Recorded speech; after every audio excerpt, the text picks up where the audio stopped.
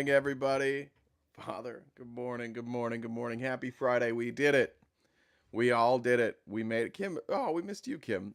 We did it. We made it through the week without Felice. Just one more day this week. We can all do it. I appreciate your guys' support. I'm exhausted, if we're being honest. My voice is not hanging in. Uh, it is Friday. Yeah, it is Friday, right? Please, God, let it be Friday. It's Friday, right? Yeah, it's Friday. Okay. I know it's Friday because I was on Twitter.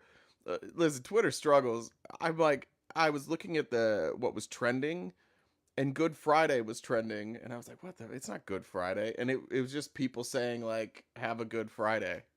Like there were just like a lot of people who said, have a good Friday, and that was enough to get trending on Twitter.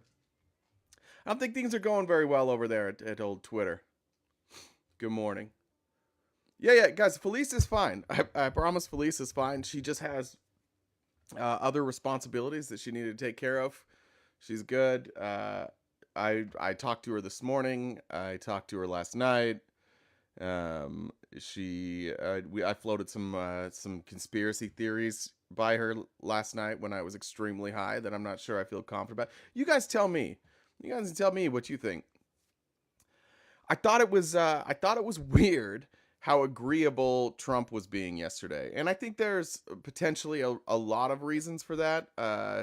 He does need to unify the party. He was going back to the Capitol for the first time since January 6th. And also, he's a giant pussy, and he's not rude to people's faces very often. Like he hates direct confrontation. That's why he loves True Social and why he loved Twitter so much. So I just asked her, and this was deep in conspiracy mind. This is where my brain goes sometimes. You guys know how this goes.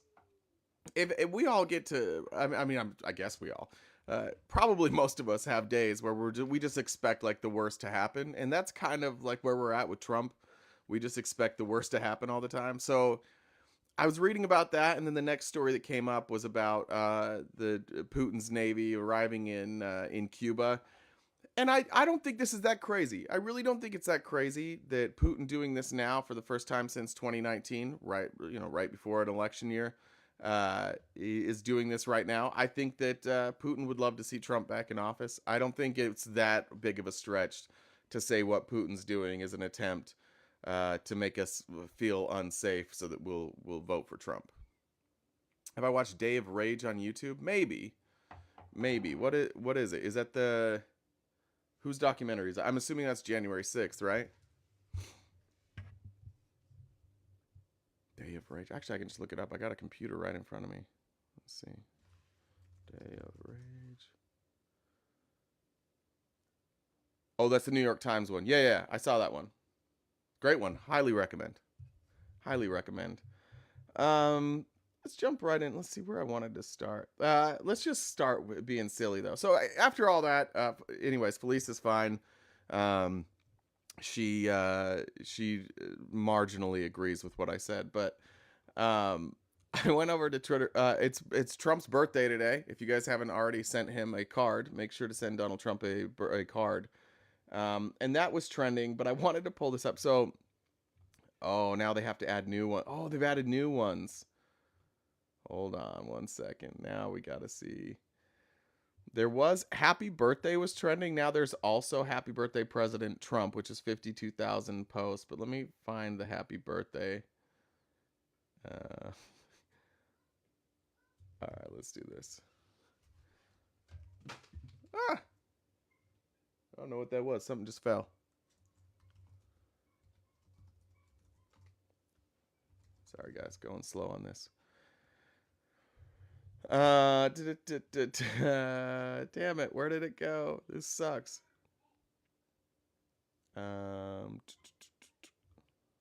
Shoot. Anyways, it was trending, and Trump was just getting ratioed. Like literally every happy birthday was just shitting on Trump, and I thought that was good. I just think that he deserved that. That on his birthday, on Twitter, a site run by Elon Musk and a site that's doing everything they can to help right wingers' voices be promoted. It just getting ratioed into oblivion. So I like that. I gifted him an upper decker. That's quite a gift there, pizza for breakfast. Yeah, let's jump right into that. Supreme Court struck down the bump stock ban, which I thought was crazy. It was it Clarence Thomas who wrote it? Let me pull this up. Thomas that did the decision. Can't remember if it was Alito or Thomas. I think it was Alito, maybe. No, Thomas. Yeah, yeah. So just briefly, if you guys aren't caught up, Supreme Court on Friday struck down a federal ban on bump stocks approved by former President Donald Trump, the latest opinion from the conservative court rolling back firearm regulations. It is important to remember this was a Trump era law. Trump had pushed for that ban in response to the 2017 mass shooting that unalived 58 people at an outdoor music festival in Las Vegas. Bump stocks allow a shooter to convert a semi-automatic rifle into a weapon that can fire at a rate of hundreds of rounds a minute.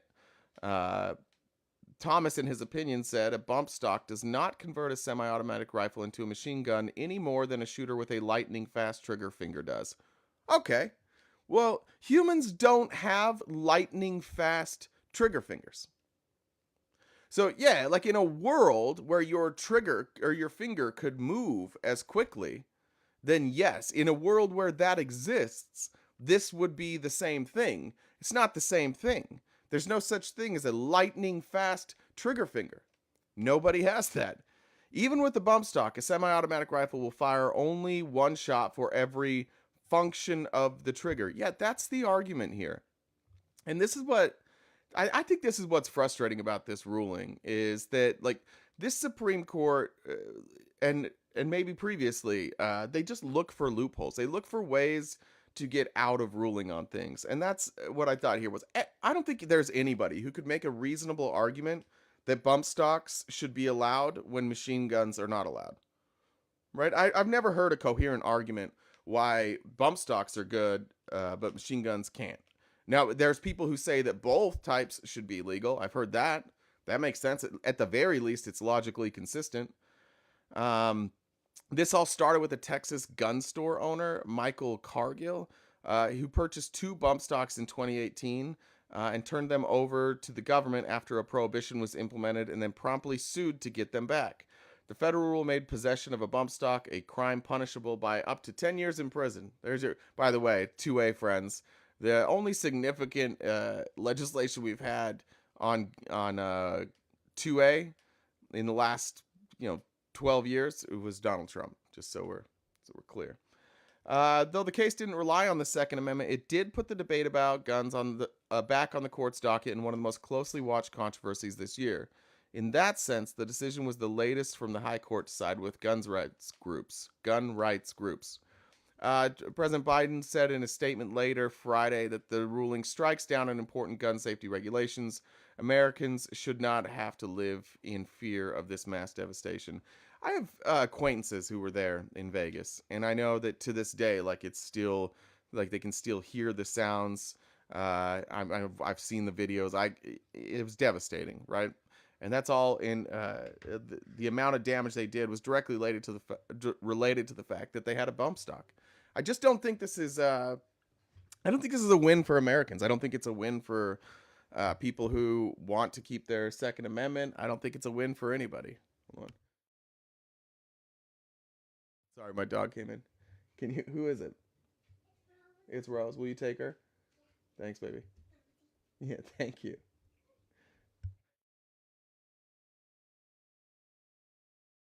Sorry, I'm trying to get my dog out. Sorry. Go. Did it. Sotomayor wrote in a scathing dissent joined by the court's other 2 liberal justices that the majority's ruling will have deadly consequences. The decision, she wrote, hamstrings the government's effort to keep machine guns from gunmen like the Las Vegas shooter. In a move that underscored Sotomayor's discontent with the court's ruling, the justice took the rare step of reading her dissent from the bench on Friday. When I see a bird that walks like a duck, swims like a duck, and quacks like a duck, I call that bird a duck, Sotomayor wrote in her dissent. A bump stock equipped semi-automatic rifle fires automatically more than one shot without manual reloading by a single function of the trigger. Because I, like Congress, call that a machine gun, I respectfully dissent. And I think that's maybe the most frustrating part of this whole thing is that the dissent makes far more sense than the ruling. I don't think if you're here, you're a 2A fan. You're a proponent of 2A. Can you just explain how this makes sense? This one baffles me. This one, I don't think that anybody believes that the way our government should operate is with loopholes. Right? This was clearly a loophole. It's one that needed to be addressed. It had 80% support. 80% of Americans are on board with bump stocks being banned. 80%. And I think we're getting to this point now where like what how do we square this with a democracy? How do we square that 80% of the people want this banned and functionally we can't because they've gerrymandered the shit out of our country. We have an electoral college. The NRA has bought and paid for everybody on the right. And so even though 80% of us want something to change in this country, we can't get it to change. We get 33% of the vote in the Supreme Court when 80% of us want this. And they say, like, that's the Supreme Court's fallback, that this is Congress's responsibility to pass this. I agree, this is Congress's responsibility. But isn't that the role of the court? Isn't the role of the court to act as a check? Like, Congress won't do something that the American people want. And maybe this isn't a lawsuit to do that. I don't think you can just make a ruling on a whole bunch of other stuff with this lawsuit. But I do think that it's time we had that discussion. We got to figure something out. Like, this government isn't working for us. It doesn't work for the American people. 80% of the country wants something done. It should be done. I don't like that's how this is supposed to work. Sotomayor is crying in her chambers today. All right, let me hop to the next one. How are you guys, by the way? Let me do some housekeeping. Is this phone charged? All right, there we go. And we already got started with Wasn't Me. Do you know what's odd? You guys know what's odd? Every other number. And I love that. For those who are thinking about sending messages to me about the Celtics today, you can all get fucked because the NBA has called in Scott Foster, who is everybody knows is a fixer. The NBA needs a little more ad revenue, so I think we're going to keep this series going after tonight. Put those brooms away. Put those brooms away. Scott Foster has come to play. This was an insane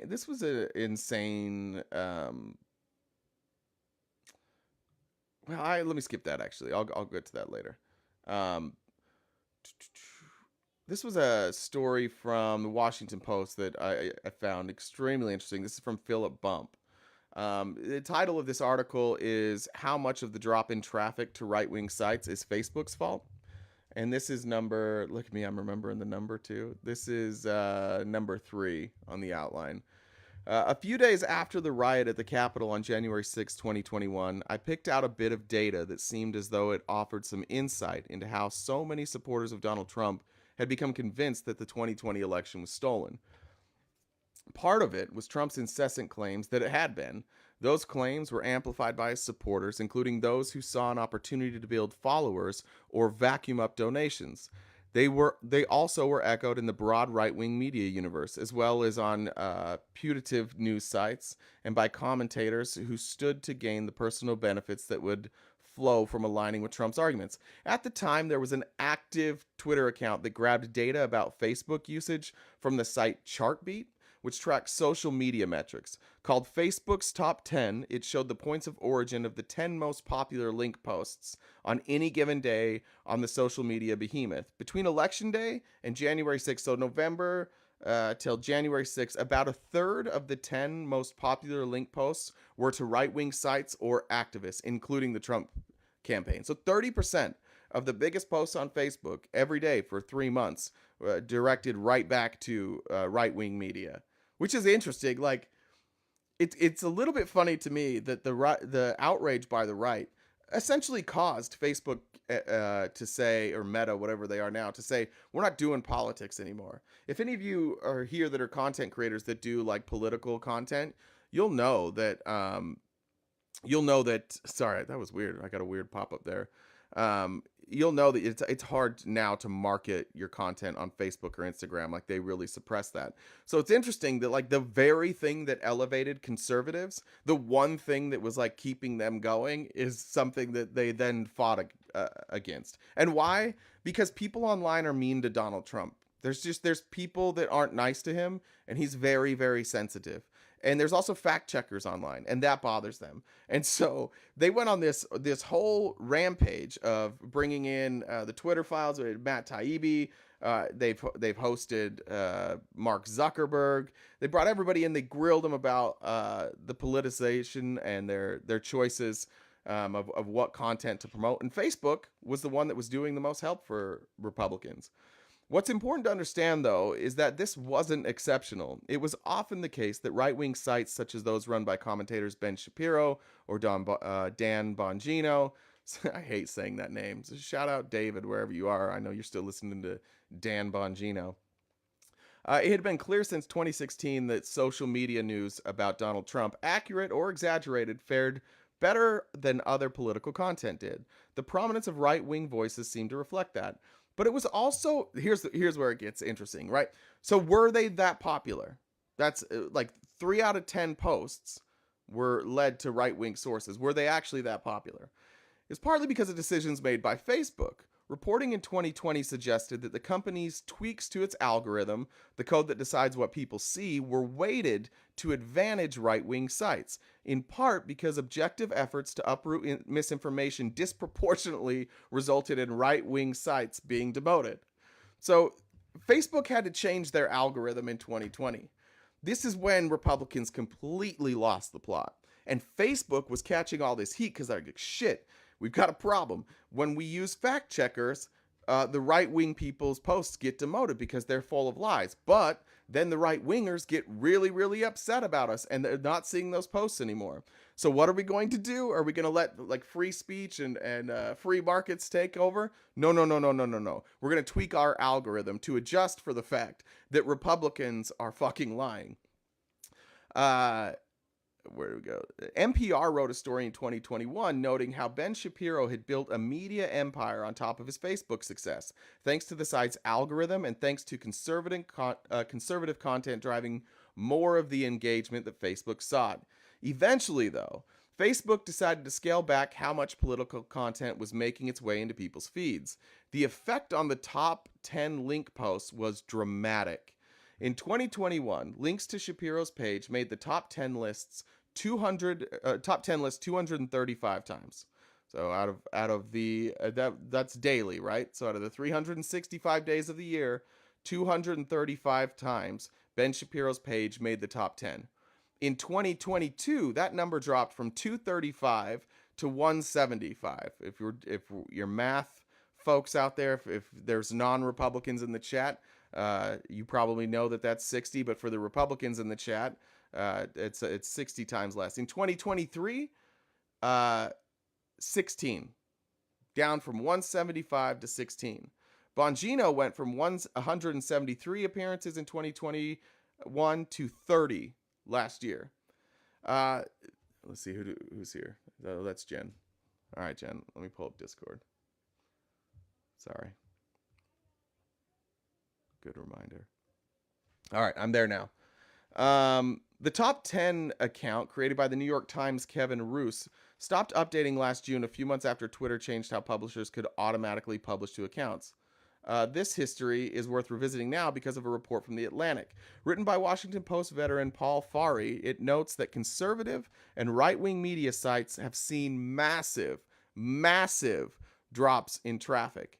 The flow of traffic to Donald Trump's most loyal digital media boosters isn't just slowing, as in the rest of the industry, it's utterly collapsing, Farhi writes. Who's to blame? The obvious culprit, he writes. It's Facebook.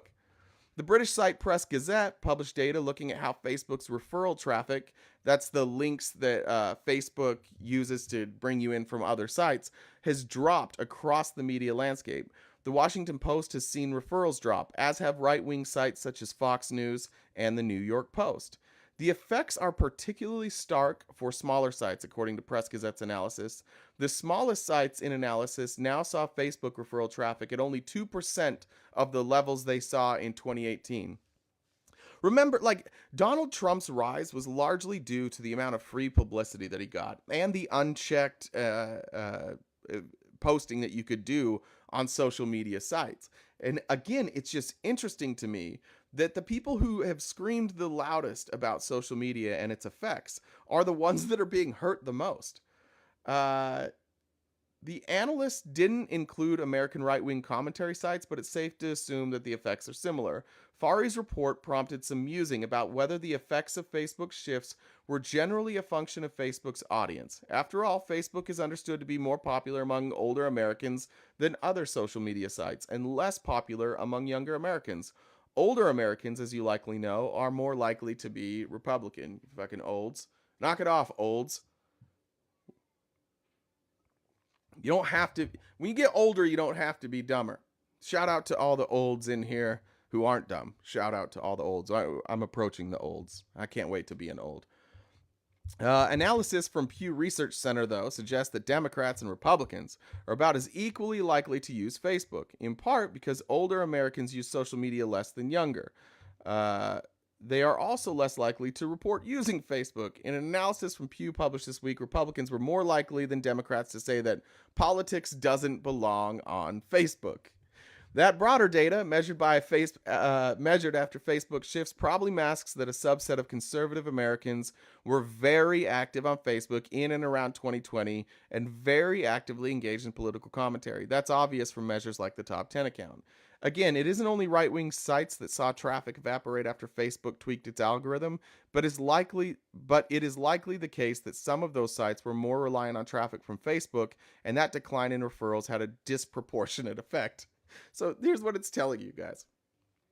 Places like Ben Shapiro, Daily Wire, places like PragerU, people like Steven Crowder, people like Tim Pool, they were generating most of the traffic to themselves from Facebook.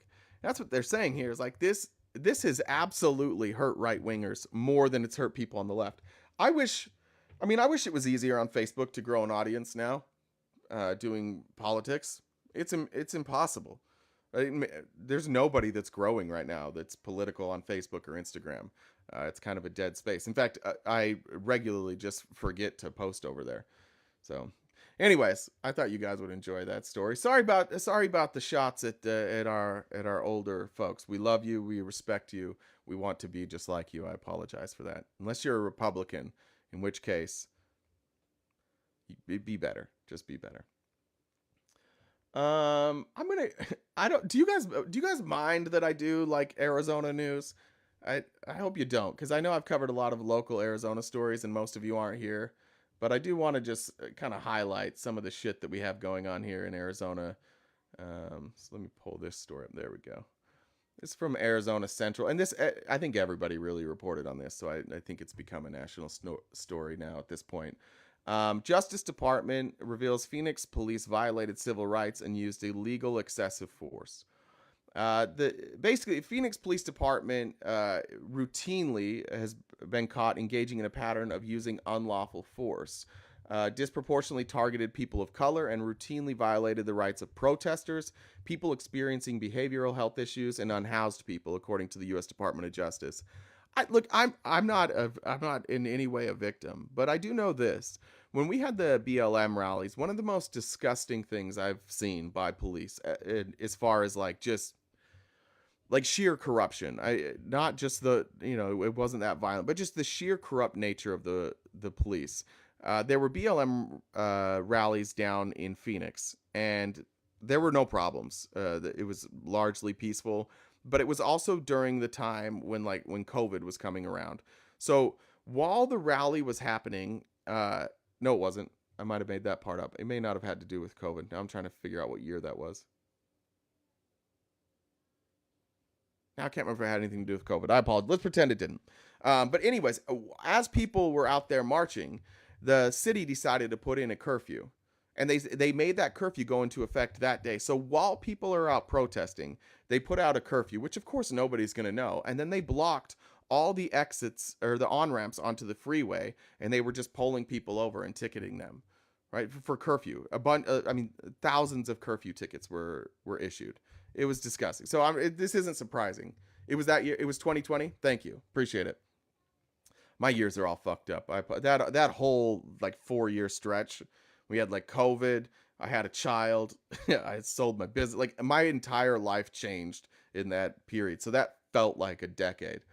The behavior showed violations of the First, Fourth, and 14th Amendment. There you go. It's the trifecta by Phoenix, according to Assistant Attorney General Kristen Clark of the Justice Department. Clark said it's the first time the agency has ever found a violation of the civil and constitutional rights of homeless people. The first, now, it's certainly not the first time that this has happened, but it's the first time the agency has acknowledged it. Clark called the findings unlawful and historic and said it conveys a lack of respect for the humanity of the homeless. The report outlined 5 main findings, saying Phoenix police, 1, use excessive force, including unjustified deadly force. 2, unlawfully arrests people experiencing homelessness and unlawfully disposes of their belongings. There's videos of these that have come out recently. I don't know if they made their way into national media, but of police essentially like clearing out encampments and then just trashing everything. Like, I don't know who the police think they are. I don't know what they think the law is, but of course you can't take somebody's belongings. Even if you were to get a trespassing ticket, you can't take my belongings. Those are mine. I get to take those belongings. You don't get to dispose of them. You don't get to throw them away. 3, discriminates against people of color. 4, violates the rights of protesters. And 5, discriminates against people with behavioral health disabilities. The report also found serious concerns about the department's treatment of children and the lasting impact aggressive police encounters have on their well-being. It noted Phoenix police inappropriately train their officers to believe all force, even deadly force, is de-escalation. Brilliant. Looks like do we have a guest? Jen, did you vet this one? I don't remember this one. All right. I remember who this is. Jen, are we bringing up that one? I don't remember. Is this somebody we bring up? That one, talk to Jen. Jen will bring you up if she's ready. Let me get back to that one. Shit. Among 36 recommended reforms, the Justice Department recommended that the Phoenix Police Department improve its use of force policies and training, enhance its accountability mechanisms, improve data collection on the use of force, and develop force policies that are appropriate for children and people with disabilities. The investigation looked into areas including the police department's. I just don't remember that one. Are you opposition? Or are you friendly? Because we're just doing opposition right now. If you're not opposition, will you hop out of the box? The investigation looked into areas including the police department's 1, use of force and use of deadly force, and possible discrimination in both. 2, potential retaliation against those demonstrating against police use of force and the unfair treatment of people of color. 3, treatment of people experiencing homelessness and their possessions. And 4, response to people with disabilities. So it really should come as no surprise for anybody who lives here in Phoenix, but to me it reeks of the like depravity of what conservatives have become, what the MAGA movement has become. The folks with the giant crosses, right? The folks that talk about putting God back in our government, the same folks that talk about the moral degradation of our country. Like, none of them read The Good Samaritan? None of them read that? Nobody remembers that story of the Good Samaritan, of taking care of people who desperately need it? Yeah, Sheriff Joe. Good point. Yeah, this is Sheriff Joe country. But I just don't understand how the conservatives are. Well, I do understand, and I think I thought it was a really good live we had last night with Facts. If any of you were there, when we talked about cults, like that's what you're seeing here. A lot of people, once they're in a cult, once they have a belief system, and they believe that they're the good guys, now they can justify anything, right? Why can we use force? Oh, because it's bad. There's drugs. People are doing drugs. It looks bad for our cities. It's bad for children. They'll feign all this shit that's not real. They'll feign that they want to protect people. They'll feign that they care about children.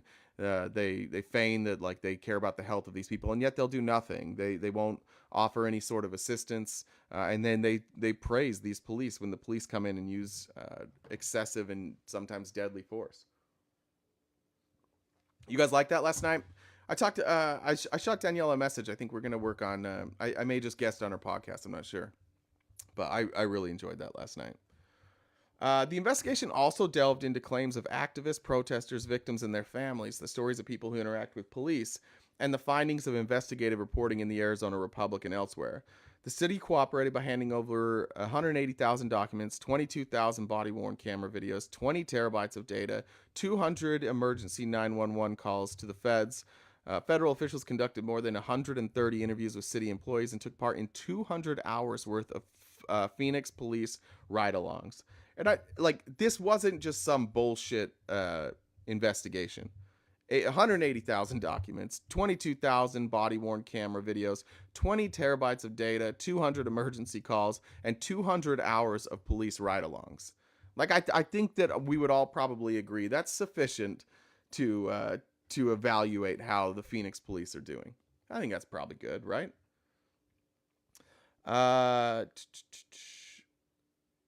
This was kicked off in August of 2021 after a headline-grabbing stretch of police shootings and several incidents that drew national attention and sharp criticism. In 2018, police in Phoenix shot at more people than police in any other U.S. city. Out of the 44 shootings, 23 ended in death. From 2013 to 2023, Phoenix police were involved in 142 fatal shootings, second only to the LAPD. Just if you're comparing the size of those two, if somebody has the population numbers, I believe it's pretty significant difference. The controversies extend beyond shootings and fatalities. There were racist social media posts by officers. If you click on that, let me pull this up. This was a report from AZ Central from 2019. It was what was the group's name? The Plainview Project.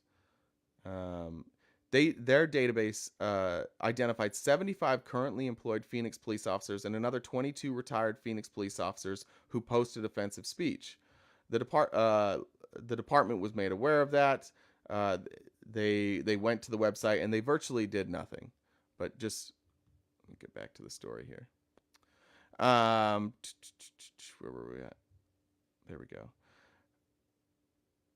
People experiencing homelessness complained that police were throwing away their possessions. We've had stories after story after story of that. A challenge on mocking protesters circulated through the department. People demonstrating against police use of force were arrested and falsely prosecuted as gang members. Gang members, because they were demonstrating against police use of force. Remember yesterday, whoever it was we were talking to, I think it might have been J-Man, we were talking about indemnifying the police. The Phoenix police already act as if they're indemnified because they do have a lot of leeway. They've been given a lot of leeway. And this is what happens. You give the police more opportunity to do things without repercussions, they're going to take advantage of that. The police force is undoubtedly filled with white nationalists. We already know that. It's filled with conservatives. And this is the type of ideology that conservatives espouse. They like this. I don't think somebody that's MAGA is reading this and is like, this is a problem. I don't think any of them think this is a problem. If you are MAGA and you think this is a problem, let's talk about it. If you're MAGA and you just want to address anything, including what will MAGA do when Trump loses, you can come up and talk about that. If you've heard me say something somewhere else and you want to talk about that, come on up. In 2020, the Arizona Republic published a 10-year analysis finding that the Phoenix Police Department discriminated against Black, Native American, and Latino people by using force against those populations at higher rates compared with white people. In 2019, officers used force 5 times more often against Black and Native American people, the investigation showed. Got shocked? Did you get shocked by that? How many more times does the right have to just be exposed as racist before we're ready to admit it on the right? And when are you guys gonna, those that are on the right, where's, I don't know if Big Boat's here. I know Big Boat's working, so we won't make you come up. There's a few, Dale, I don't know if Dale's here. How many more of these stories you have to hear before you think, maybe our ideas aren't so good? And to tie into this story, our good friend and my congressman, local piece of shit, Andy Biggs. Oh shit, where did that go? Sorry, let me pull up that story again. What the hell? No way. Whoa. He got taken down. Interesting. All right. Well, I'll try and summarize it. Andy Biggs, who is currently very upset at Merrick Garland, who's very upset about people defying congressional subpoenas, who, while he himself is in defiance of a congressional subpoena, the difference between him and Merrick Garland is that Merrick Garland has executive privilege. Joe Biden has claimed executive privilege, which he has a right to do, as Merrick Garland is part of the executive branch. There is no executive privilege over congressmen, but Andy Biggs didn't go. Andy Biggs is very upset about this. Andy Biggs is very upset about fentanyl, which we talked about yesterday. He doesn't understand at all. And he's very upset about crime and homelessness in Arizona. Andy Biggs has a son, and his son was a police officer, and his son is no longer a police officer. And his son is no longer a police officer, if I remember right, while he was off duty, pulled a gun on somebody. And I know he fired, I don't remember now from the story if he shot somebody or just fired the gun, but now is no longer a police officer. So I just wanted to bring that up, that Andy Biggs' own son was part of the problem. So much of a problem around here, it's almost impossible to get fired as a police officer around here, and especially if your dad is a congressman and he managed to get fired. All right. There we go. Oh, that's why these keep popping up on this side.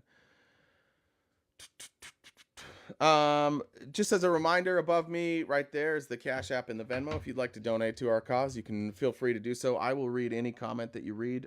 Also a reminder today that we will have, I'm still going to open it up to everybody. I just don't know that we'll go the full 3.5 hours, because you can hear my voice. It's on its way out. Another story in Arizona, and it's Arizona heavy today. Arizona Republicans are doing something pretty disgusting. Arizona Republicans recognize that they are losing, and they're losing a lot, but they currently hold a majority, and they want to hold on to that majority. So Arizona Republicans want voters to give lifetime appointments to state judges and make it easier to kill citizen-led ballot measures.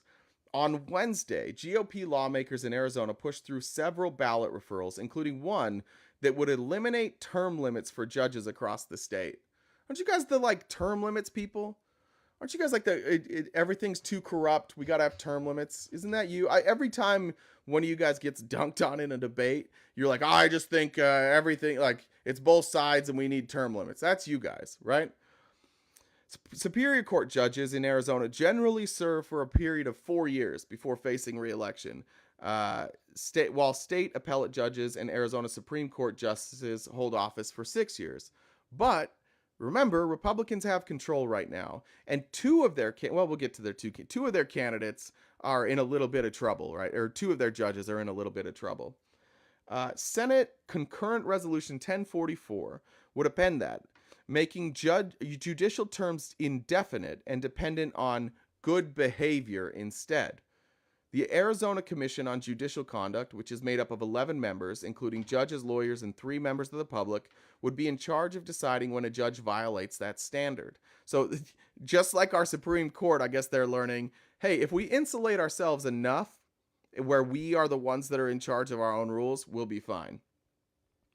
Lawmakers would also increase the commission's size by appointing 2 new members. Violations that could merit consideration by Arizona voters on whether a judge deserves to keep their seat include a felony offense, a conviction involving fraud or dishonesty, or a declaration of bankruptcy or foreclosure. That's kind of wild. I would imagine they only care about the declaration of bankruptcy and foreclosure because it opens these judges up to being corrupt, right? And that doesn't make a ton of sense to me. Anyways, any lawmaker would be able to prompt an investigation into a judge by sending the commission a written accusation that a judge is engaging in a pattern of malfeasance in office. Notice nothing in there about a judge accepting bribes, nothing in there about a judge accepting gifts. Nothing about a judge's rulings as unconstitutional. Nothing there except for if you get caught with a crime. But again, they're in charge of investigating themselves. And if you guys know, in this country, it's the judicial system that decides like what the penalties are if somebody commits a crime. It's the judicial system that decides whether a case is even heard. See the problem we have here? You can investigate them, but only by sending a letter. And then they get to decide whether or not to investigate. It's a real problem. Opponents have criticized the proposal as overriding the will of the voters, especially in light of a provision that makes its term limit in eliminations retroactive. Not only do we want term limits, we're going to make those term limits retroactive. So everybody who's a judge now, retroactively, they're set. That means that 2 Arizona Supreme Court judges on the ballot in November, Justices Clint Bullock and Catherine King, who have both been targeted by a campaign seeking to unseat them for their votes earlier this year to revive a near total abortion ban from 1864, which again, remember, is wildly unpopular with Arizona voters. Even some of the most conservative people in Arizona said that went too far. This is another 80-20 issue in Arizona. And so 2 justices who were involved in that ruling, who are up for a re-election, like, of course, they're receiving some heat, and they'll probably lose. But they would remain in office regardless of the outcomes of their re-election bids if the ballot referral succeeds. Justice Bullock is married to Senator Shauna Bullock, who helped greenlight the referral in the Senate. Democrats vehemently denounced the proposal on Wednesday, saying that it unfairly eliminates voter input and pointed to the state Supreme Court's abortion law ruling as a reason to preserve that input, which drew ire from Republican lawmakers. Judy Schweibert, a Democrat in Phoenix who's launching a bid for the state Senate and will likely face off with Bullock in November, criticized the ballot referral as an attempt to shield Justice Clint Bullock from electoral consequences. While proponents claim that this bill would prevent further politicization, the truth is that we absolutely need an important check on the court, and that's the fucking point. That's where Democrats seem to always get this shit right, and Republicans don't. It seems to me that Republicans stop at what's good for us right now in this moment. This is clearly, like, who could make the argument that lifetime appointments make it so that people are less corrupt? That doesn't seem to be the case. We just found 3 more trips from Clarence Thomas that he didn't disclose. 3 more. Just flying on private jets, going on vacation, making a bunch of money. Same guy who was going to quit the Supreme Court because he didn't get paid enough. Remember that guy? Remember him? He's a cool guy. Got a really cool wife who's so cool. She's fun to hang out with, I bet. Where were we at? Not only did the current justices rule against the people of Arizona by upholding a Civil War era territorial law criminalizing abortion, but we see the Arizona Supreme Court make other decisions that are solely political rather than upholding the will of Arizona voters. Representative Annalise Ortiz from Phoenix urged lawmakers not to strip from voters their ability to determine who sits on the courts, and said the proposal threatens to nullify the voices of Arizonans in the same election that will decide its fate. Where the fuck are our Republicans today? Where are you guys today? I just want to talk. Just tell me, just come up and explain why we should have any faith in you guys. And maybe explain how you consider yourself a conservative, an American, a patriot, a fan of democracy, a fan of a constitutional republic, whatever it might be. When we see time and time again, Republicans, when they get power, want to completely corrupt our democracy. They want to undo democracy. They've been bragging about it for months, and you guys all laughed at us a year ago when we were posting those videos of people like Jack Posobiec and Charlie Kirk and Michael Knowles, just like kind of tepidly saying, I don't know about all this democracy shit. I don't know about that. Yeah, they are hiding. They're absolutely hiding. It's funny. If I leave this live and I go into, let's say, Sports Moms Live, within 5 seconds, I have an invite to join the panel. Some of them I talk to in DMs, they're always like, come over. Right? And that's a panel. That's like an 8-on-1. And I do it. I went over there the other day. I'll go on Jeff's live where I don't have control. If I go, same if I go into, I mean, I haven't seen Danger for a while. I know there was some shit. Same if I go into Danger's. I'll get an invite to come up, right? They'll invite me. They like when I'm there 8v1, but none of them will come here. Just want to point that out in case any of them are here. This is still from, this is still from Annalise Ortiz. This bill would take away my right and the right of my constituents who want to vote to not retain those justices who approved the 1864 abortion ban because it says your voice doesn't matter. We're throwing out your vote. This is what authoritarianism looks like, she said, shortly before being cut off by Republicans who used a procedural move to shorten debate. So then the Republicans, after they were getting absolutely doused by Democrats who were simply saying things that are statistically true, they changed the rules of the debate, cutting the times for debate. In their final comments, GOP lawmakers defended the proposal as a way to ensure the judicial branch is protected from partisan interests. What? How? This is what Matt Gress said, Republican from Phoenix. We need an independent judiciary that is insulated from the political views of the extreme left and the extreme right. Bitch, you guys just upheld an abortion law from 1864. We're not being protected from the extreme right. We're giving the power to the extreme right. What are you talking about? Nobody wants this law. There were politicians running for office, Republican politicians that were like, this sucks. This is going to cause me a real problem. This is only the extreme right. They are not being insulated. They're not insulating the judiciary from the extreme right. They're putting them in bed together and they're locking the door and saying, everybody else, stay the fuck out. We're going to do some weird shit in here. And that's what they do. They're doing some weird shit in there. Representative Alexander Kolodin of Scottsdale, another Republican, added that it would help Arizonans be better informed on judicial retention elections by paring down the number they need to research before voting. He noted that currently most judicial retention elections see dismal voter participation. Well, not everybody knows which judges to vote for, so we'll just do the whole goddamn state a favor and not let you vote anymore. That's what so now if we don't have high enough participation in these votes, then we just shouldn't vote anymore. If not enough people vote in these elections, then we just shouldn't vote anymore. That's what the Republicans are saying. Do you see how every step of the way, like it is so easy for Republicans to go from patriot to insurrectionist to anti-democracy, pro-authoritarianism? Do you see how quick they can go there?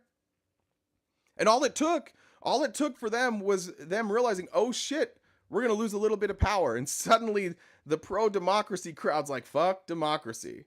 We're not doing democracy anymore.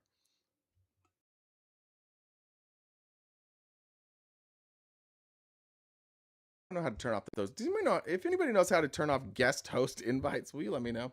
Just DM me. Is this still the same person? Yeah, it cuts down on the number of judicial retention elections to only those that the Judicial Performance Review Commission say are necessary because a judge has not met the standards of judicial conduct. That way, it'll be a smaller, more focused list of judges that voters will actually have time to research and examine, and perhaps more voters would actually be willing to fill out their ballots and weigh in on that. Fucking perhaps? We're going on perhaps, Republicans? Perhaps this will work. Perhaps this will be better. Here's what we'll do. We'll have a group of people decide the rules. Those group of people include the judges. And those group of people will decide if judges can be put up for re-election again. That way, everybody wins. That way, democracy wins. Like, bro, are you out of your mind, Republicans? You got to stop this shit. You guys have gone full authoritarian in Arizona. And Arizona is one of those states like Georgia where they're trying some shit. They know they have full control over the House, Senate, and in this case, the judiciary. Fortunately, we have a Democrat governor. But they're trying some shit. And what they're trying in all these places where they can try is not democracy. It's not a representative republic. It's straight up authoritarianism. It is the consolidation of power into a few people's hands. Uh, the ballot referral, get this, this is going to be shocking, was approved along partisan lines by a vote of 31 to 29 in the House, and later approved also with a party line vote of 16 to 10 in the Senate, with Senator Bullock casting her vote in favor of the measure for her husband. Because it will be placed directly on the November ballot to be considered by voters, it does not require approval from Governor Katie Hobbs and effectively evaded her veto stamp. They found their way around it. Here's what happened. Just so you guys know, they attempted to make this a ballot initiative from the people. Like some right-wing groups tried to get enough signatures to get this on the ballot. They never had a shot. So then they went to the state Senate and the House, and they're like, look, we need your help. We need you to not pass this as a law. We need you to pass it as a ballot measure. And as a ballot measure, Katie Hobbs cannot get this removed from the ballot. And by the way, on the ballot, we also have a say in how this is going to be presented to the people. Like when you get your voter book and it explains what the law is, like when it's run by Republicans, how honest do you think they're going to be about what you're voting on here? I'm going to guess not so honest. I look forward to seeing that in the mail when it comes and blowing that up. Austin Smith from Whitman touted the proposal as a necessary protection during a House Republican caucus meeting just before the entire chamber voted to pass it. It's an opportunity to challenge constitutional amendments, which is actually starting to happen a lot more than they used to. Yeah, no shit. Yeah, do you hear that?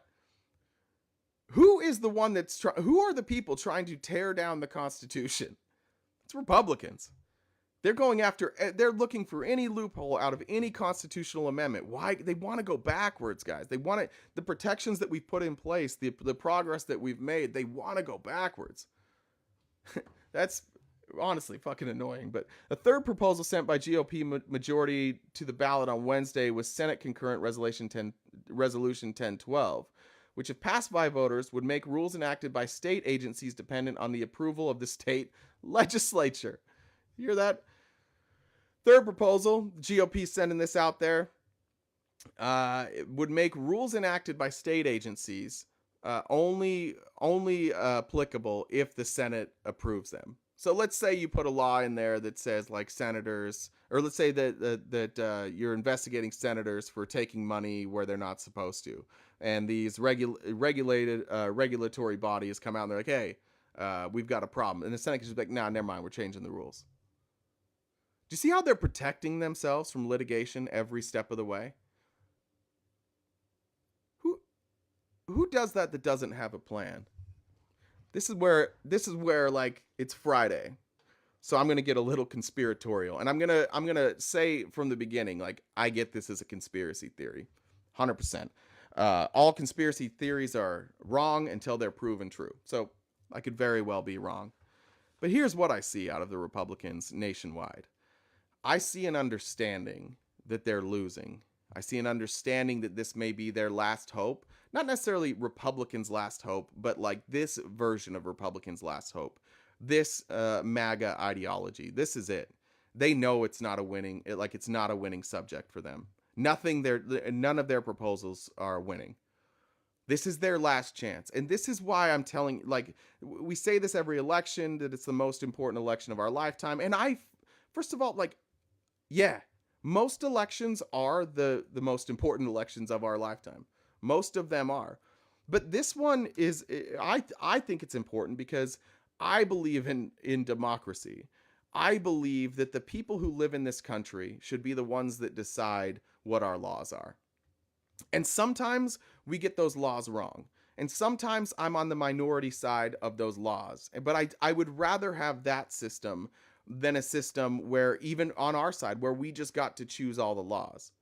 I would rather have that. But that's what we're seeing with Republicans. There's nothing that they're proposing that's like, hey, here's what we're going to do to help some poor people. Here's what we're going to do to fix the problem we have at the border. Here's what we're going to do about wealth inequality. Here's what we're going to do about the rising cost of homes that nobody can afford. What are they doing every step of the way? protecting themselves, making new rules so that they can't be removed.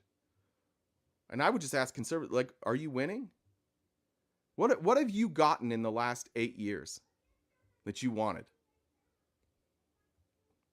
Do we undo Obamacare? No. How is the border getting better or worse? Worse. How about wealth inequality? Better or worse? Worse. Are your jobs paying more? Not really. Right? What have these Republicans that you're voting for given you? If you're a Republican here, come up. I'll give you plenty of time, please. What did you get? What's been the reward for voting for MAGA Republicans? What's your big claim to fame here? Biden did a good job with the border. Yeah, he's doing it. He's trying. Vito Frank, he's trying. What are you guys doing about the border? Nothing. You guys are just complaining. Think about it. You go to work. You go to work and there's a difficult project ahead of you. Some of the people are like, shit, we're going to do our best. And they decide to get to work on that project. You guys are the ones that are like, this project will never work. We're doing nothing. We're not doing it my way. Then we're not doing it anyway. Like that's who you become. You're the take my ball and go home party. And it really is just like it really does boil down to a pride thing. The reason that Republicans won't come and debate, the reason that Republicans won't leave their spaces to debate, the reason Republicans won't go do one-on-one debate is because, and if you have a conversation, if you follow a line of logic, you're going to be forced to defend some really icky things by the Republicans. So what do you need to do instead? You need to do exactly what Vito Frank just did. Vito Frank heard a whole bunch of information that he didn't like. And Vito Frank was like, what about Joe Biden? It's a weird response to everything we just read. Like everything I just read is about Arizona, the state of Arizona, and the legislature in Arizona. And your thought is, what about Joe Biden? I guess like we can just roast you from here, but like you guys aren't serious. I don't believe that you care about anything except for apparently being Christian nationalists. You're tired of being called insurrectionists. You're tired of being called Christian nationalists. Stand up against the Christian nationalists one fucking time. Stand up against insurrectionists just one time. One time show that you are not groupthink. One time step up and be like, hey, Republicans, this is wrong. This should be the easiest one ever. We don't need the total abortion ban from 1864. And we don't think that in Arizona we should stop voting for who our judges are. Come make an argument for that. Tell me why we're crazy here on the left. We've this is the problem. This is why we can't have good things. This is why you guys can't have the things that you want. It's because you only care about winning. And whether you meant to get that way or you've just been like turned into those people, that's who you are now.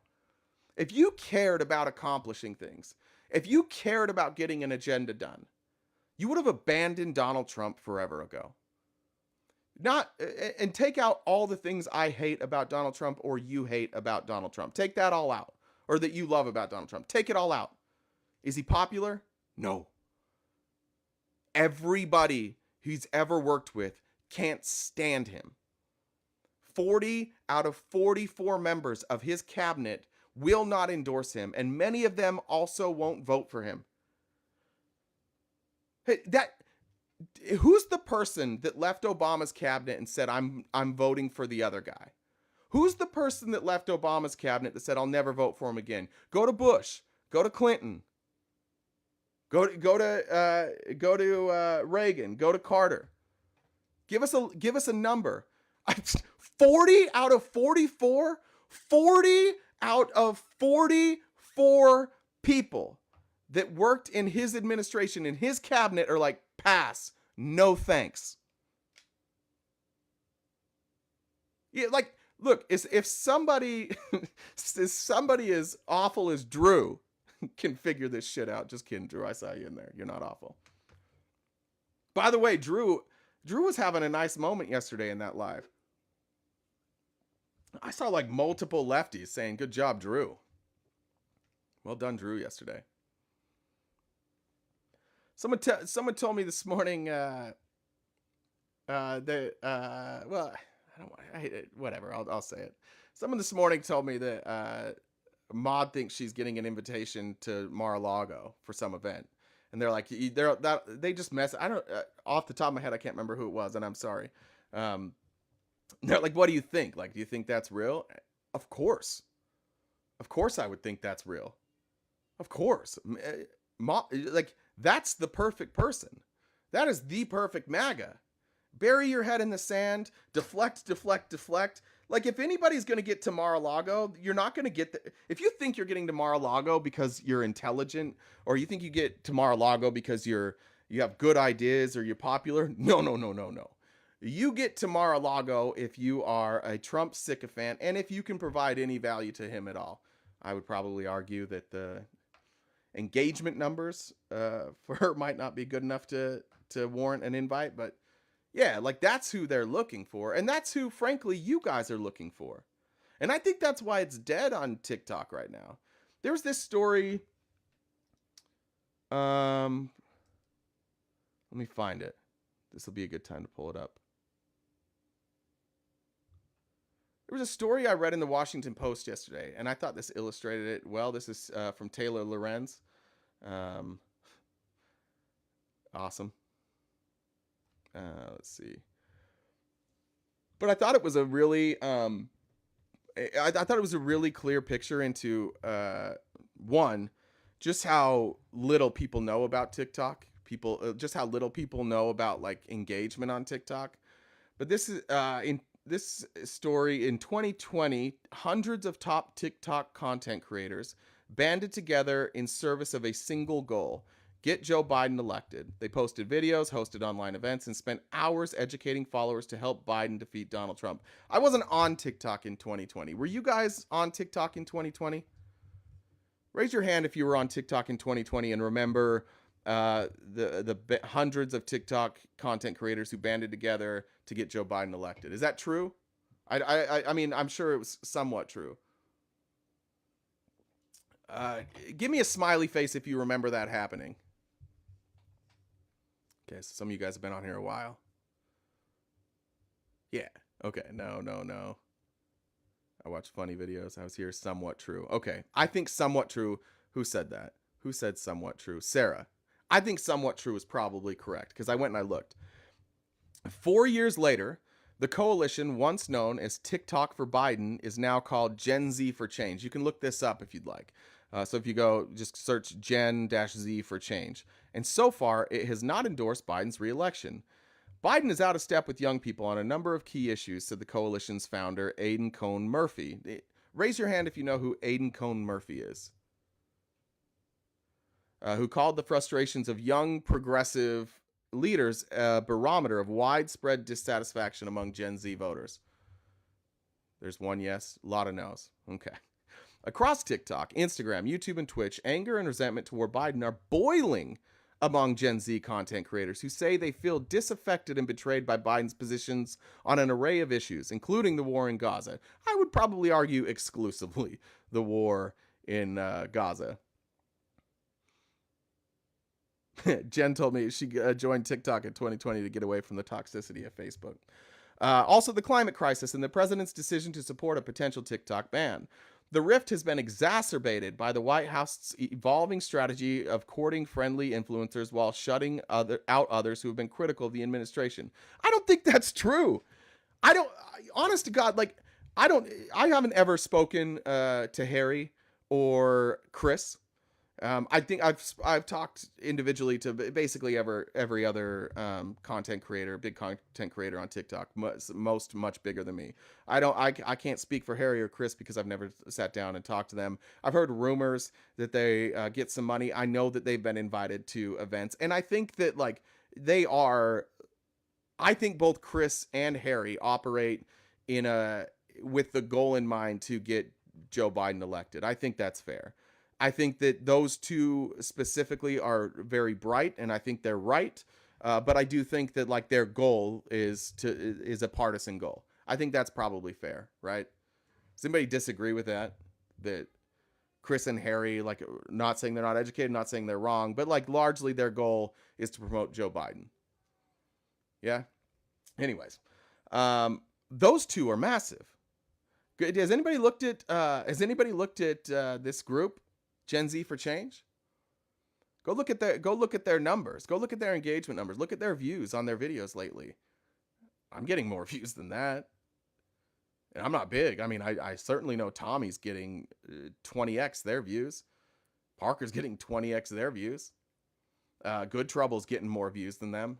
I mean, there's a lot of people getting more views than this group who are much bigger voices. When Biden took office in 2021, the White House sought to fortify its relationship with Gen Z content creators, working with them to promote the rollout of this coronavirus vaccine. Can I say that word? And briefing them on key issues.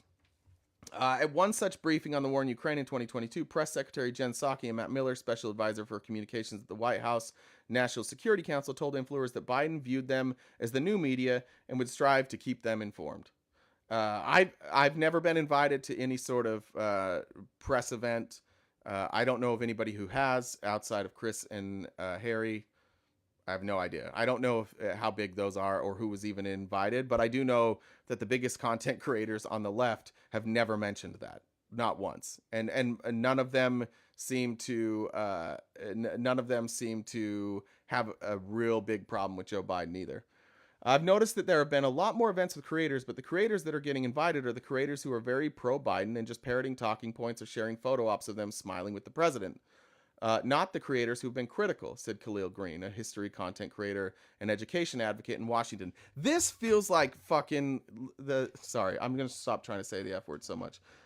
This feels to me a lot like content creators being sourced for a story who are upset that they aren't getting the engagement they want, and they're blaming it on their criticism for Joe Biden.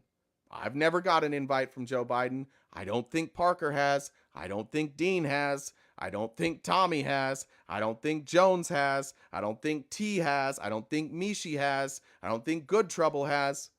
I don't think any of them have. And none of us are overly critical of Joe Biden. I think this was a story sourced, and this kind of bothers me sometimes on the left. Like, you've got to source this a little bit better. If anybody wants to reach out to Taylor Lorenz, you got to source this story better, because they're not talking about the people on TikTok with the strongest voices. They certainly aren't. Biden's team is trying to say that they're handling influencers like the press, but the thing is, the press briefing room has to have Fox News no matter what. They have to allow all the media in. When it comes to influencers, they only let in people who agree, and anyone who gives even a little bit of pushback is not welcome. Again, I just think this is nonsense. This picking and choosing has had stark consequences for Biden. In the first 4 months of the year, nearly a quarter of the top left-leaning content creators on TikToks have posted anti-Biden content, according to Credo IQ, a social media analytics firm, with the posts collectively amassing over 100 million views. Again, who are the top left-leaning content creators? Name them. In the chat, name who are the top left-leaning content creators. Leave out Felice and I. We're not at the top. We understand. We have good numbers on our live. We understand we're not at the top. But who are the top? Parker, HVAC, Harris. I don't know who Harris is. Oh, Harry. Parker. Tommy. Zeus gets big numbers. Sorry, I always forget Zeus. I never see Zeus. Adam Cray. Jones. Good Trouble. Good Trouble, like, I know he had so many problems. I love Good Trouble. I wish he was on more. Under the Desk. Yeah. Okay, so we all agree. Hawk. We all agree on the same people. Have any of them been posting anti-Biden content?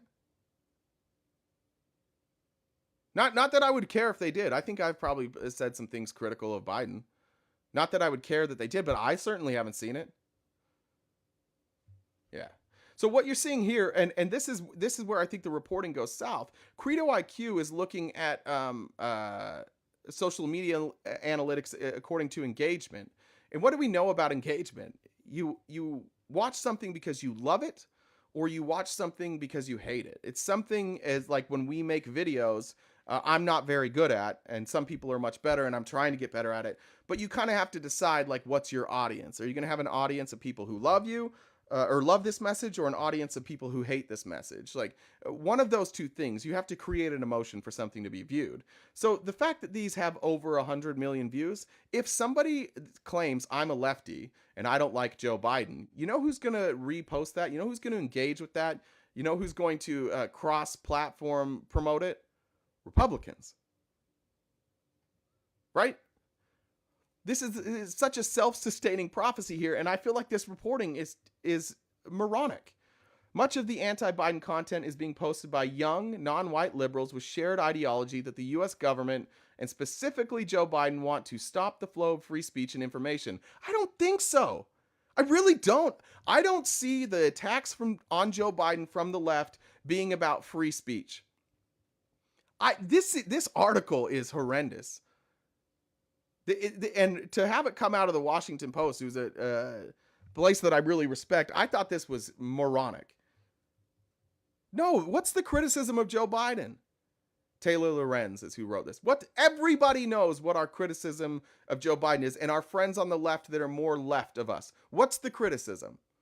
Let's see it in the comments. Everyone's going to say the same thing.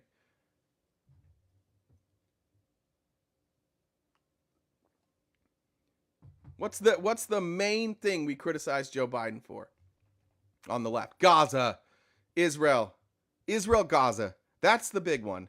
And frankly, we're all united on that. We all agree that Joe Biden hasn't done well. But these same people on the left, if they're talking about us, we also say, yeah, Joe Biden could be better, but goddamn, thank goodness it's not Donald Trump.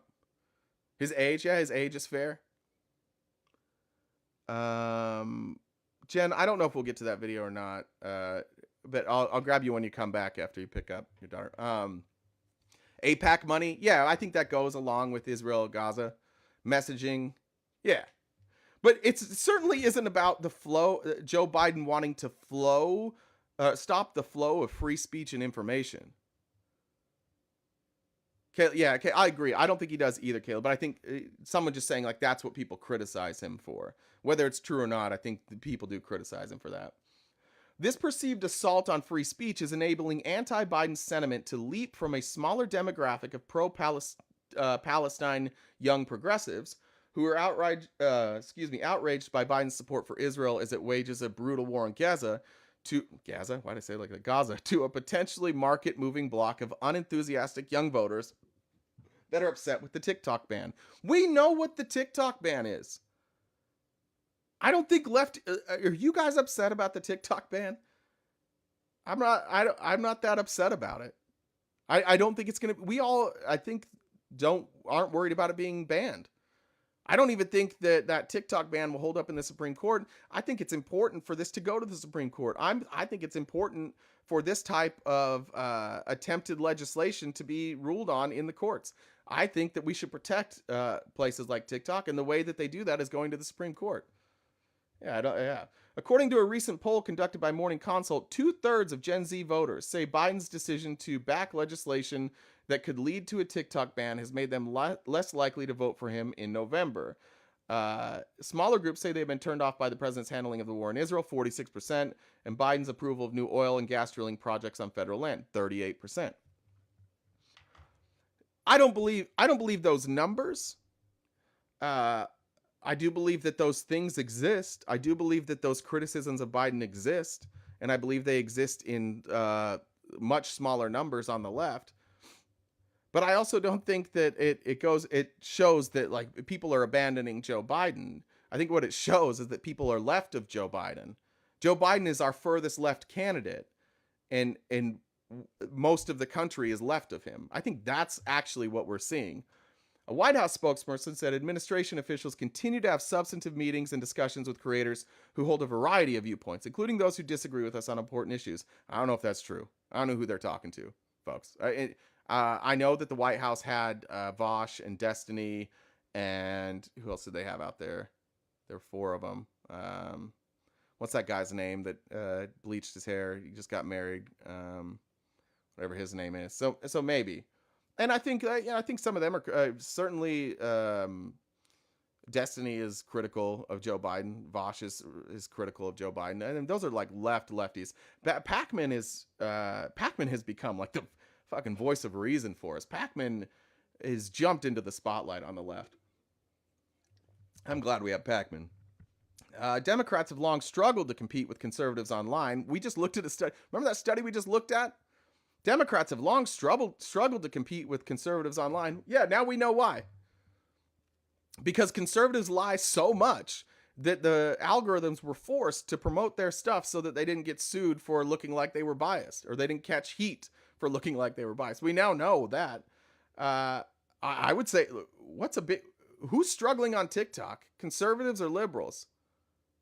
I popped into Parker's live last night. It must have been a slow night for him. He only had 2,700 people there. That's a pretty slow night for him. You know, we had between 700 and 1,000 last night in ours. How were the conservative lives doing last night? 40, 50 people in them? I don't think conservatives are even in the same realm as liberals when it comes to TikTok right now. While some influencers feel unfairly excluded, Biden supporters say the campaign is genuinely struggling to respond to a rapidly evolving media landscape in which some influencers think of themselves as traditional journalists while others are paid for their views. And again, like, everybody is paid for their views. Journalists are paid for their views. Why are those traditional journalists are paid for their views? What are we talking about here? This I'm telling you, I could not believe this was in the Washington Post, and it shouldn't. Taylor Lorenz probably shouldn't surprise you. I don't particularly think Taylor Lorenz is a great journalist. In fact, I think it's the first time we've covered Taylor Lorenz. I think they're in a political pickle. There's just not a traditional comm structure for creators. Pro-Biden political content creator Keith Edwards. Who's that? Who's Keith Edwards? Do we know Keith Edwards? Maybe he's not on TikTok. Wasn't me, says, boss told me to have a good day, so I went home. Thank you. Just a reminder, right there is the Cash App and the Venmo. We love donations because it helps us continue what we're doing. And we also like reading silly comments. So if you have anything silly to say, go ahead and send a message along with to either the Cash App or the Venmo there. And where are we at on likes? We're 100,000. Thank you, guys. 880 people.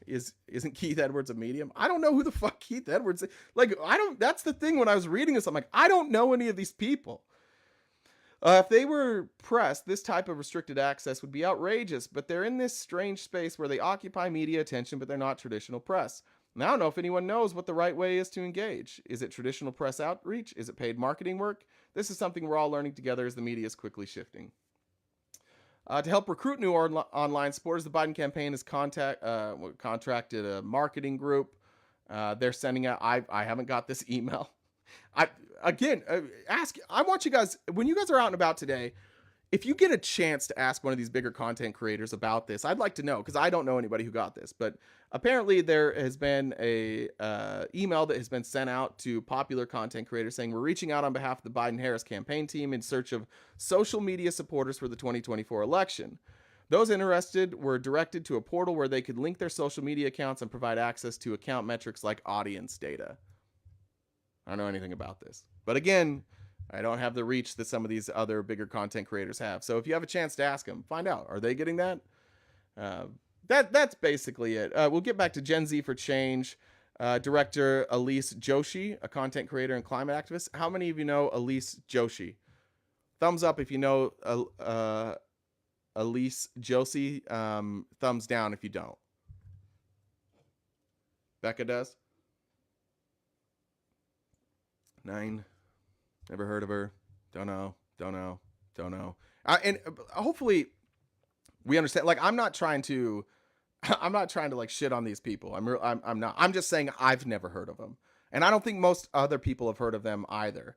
And they are basically the source for this story.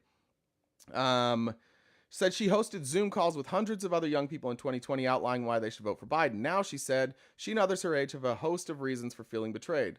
Back then, Joshi said she appreciated Biden's climate policies and how he said he planned to fight to mitigate the effects of the pandemic. Today, Joshi said Biden is permitting record-breaking oil and gas extraction on public lands while doubling down on the fossil fuel economy. That's nonsense. Doubling down. Look, when we convert to renewable energy, we have to have energy in order to create the infrastructure for renewable energy. Right? I just think that's crazy. Anyways, I just wanted to cover that story. I think that's mostly it. I just wanted to point out that the Washington Post, I thought, blew it this morning. I thought this was a terrible article. I thought it was poorly sourced, and I think they should be more careful with that. Let's see. I don't even remember what video I sent Jen. Jen, message me what video it was if you're not leaving right now. Actually, just come up, Jen. Let's show the video. I sent Jen a video on Instagram this morning because I don't have the ability to show a video. I only have 2 devices, and one's for comments and one's for this, but I just wanted to show you guys a video when Jen gets here. Oh, what did Kriya say? Oh, this is boring. Sorry, Kriya. I'm sorry for boring you. It can't all be home runs. Sometimes things are... Jen. Hold on. Let me pull it up. It was the one on Elon Musk's bonus. Oh, yeah. All right. Yeah. So Elon Musk yesterday got his board to approve a $56 billion payout for himself. And this IB, one of our mods, Infectious Bites, sent this to me this morning. And what's this creator's name? I always forget his name. He's brilliant.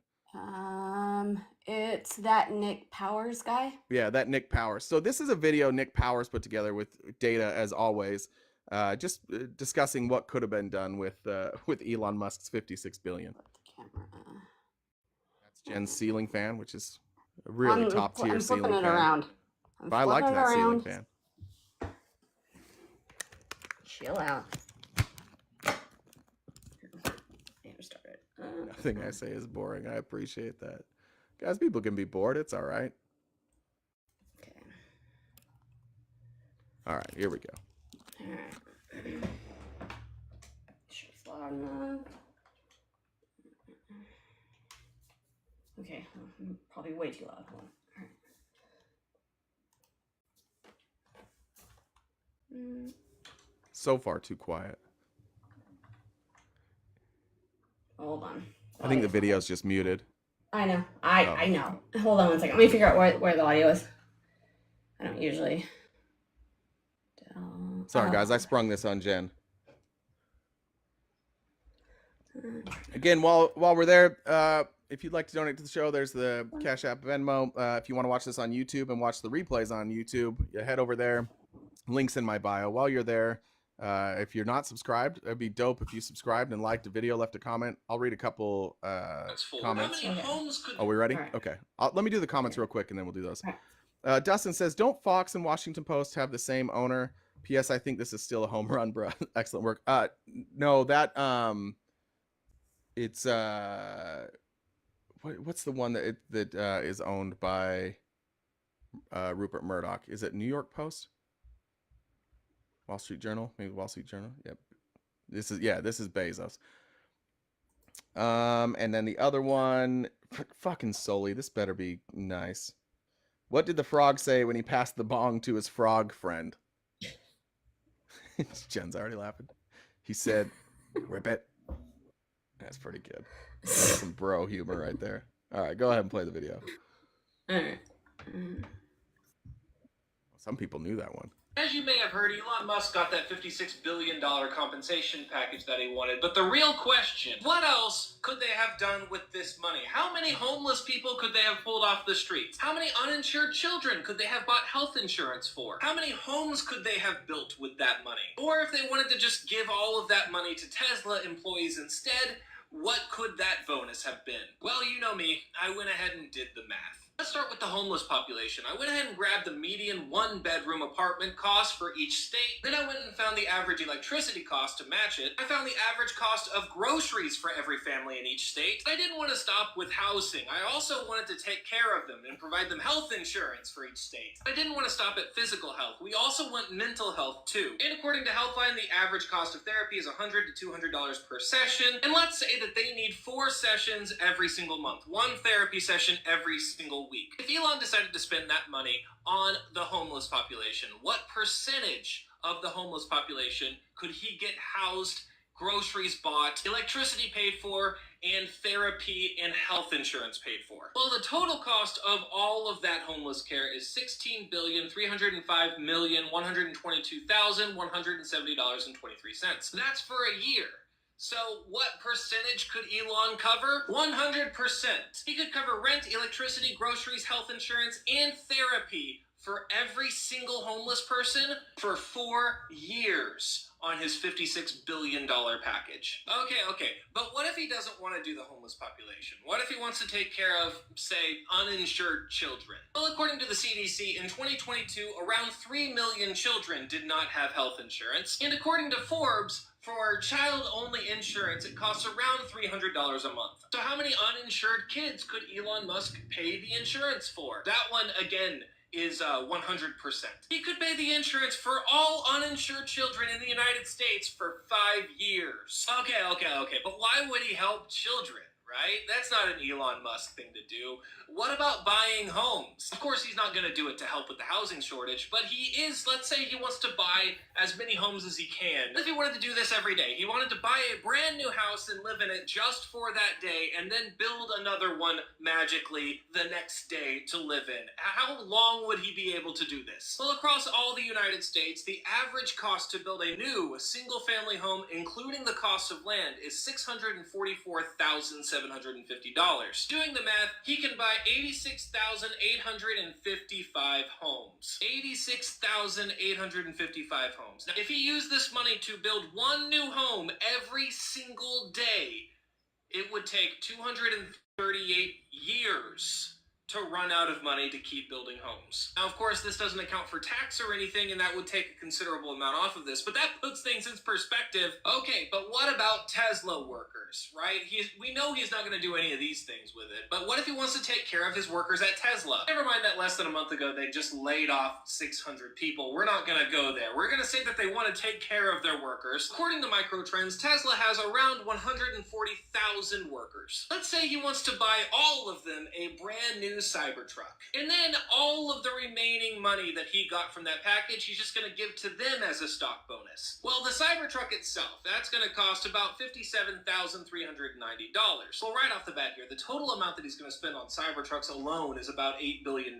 So if he buys every single worker a Cybertruck, how much will each employee get on top of that as a stock bonus? Well, if he used all of his bonus split between that Cybertruck for every employee and a stock bonus evenly distributed for every employee, then each employee would get about $341,000 in stock bonuses. That's right, they would get a little over $350,000 each, from the lowest member of Tesla up to the highest, the people in the chairs. Every single one of them, all 140,000 Tesla workers, would get $350,000. Let me know in the comments if you think Elon Musk deserves this $56 billion in Tesla shares. I mean, he needs motivation, right? I don't see a problem. If you want to give me some motivation, you can follow me along if you want. I do math stuff all the time. I think you'll enjoy it.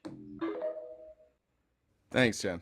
I appreciate it. Yeah, that was that Nick Powers guy. When you sent me that this morning, I'm listening to it. I'm like, did you send this to me to like bum me out, or somebody needed it. So. IB did it to bum me out, so I had to bum somebody else out. So you were the victim. Yeah.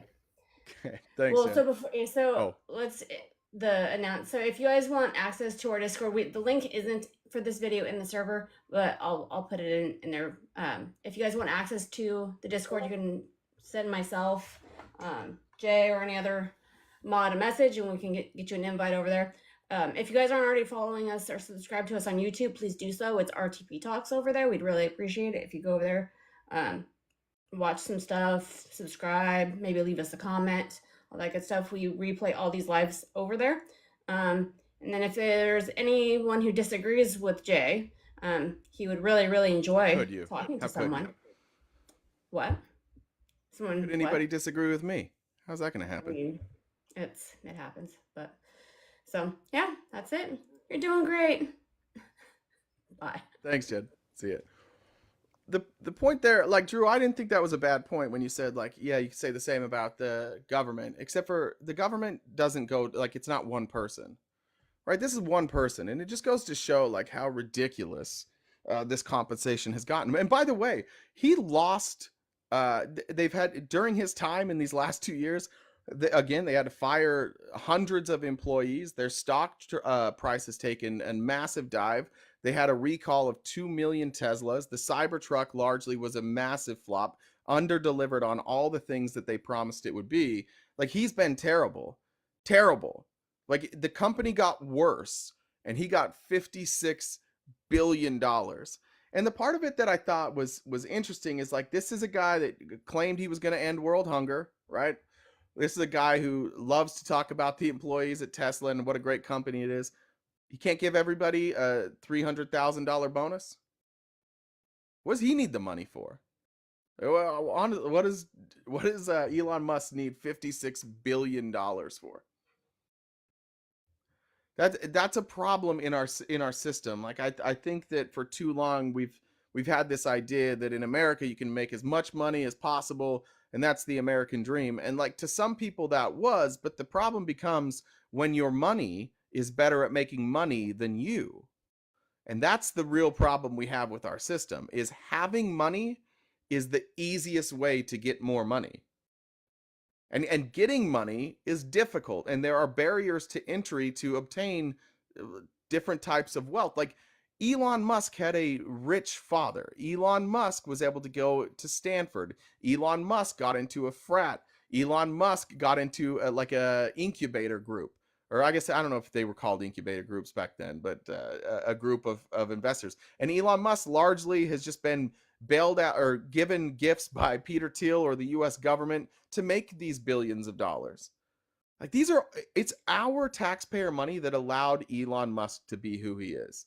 He doesn't exist without our taxpayer money. And yet there are people who are like, we can't tax his $56 billion. Tax that at 90%, or say whatever you give to your employees, you're not taxed on. Force him to make a good decision. Force him to trickle that money down. If he doesn't, it's going to go to the government. I think as a business owner, like, if I'm Elon Musk and I have the option whether to pay a bunch of taxes or pay my employees more, that's a no-brainer. The return on investment when you pay your employees more is awesome. You get a return on that. It's a good thing for you. You're happier employees. They do better work. They're more loyal to your company. You don't have as much infighting. Maybe you don't have to worry about unions if you treat people better. Right? But no, Elon Musk just needs 56 billion. And he holds the company hostage, and then they vote to give it to him. That's the craziest part to me. Is who the fuck is paying this guy $56 billion for making Tesla a worse company than it was? I saw it today. I don't remember what company it is. Somebody is there's a company that, and Democrats have introduced. Actually, I have it. Maybe. Do I have it?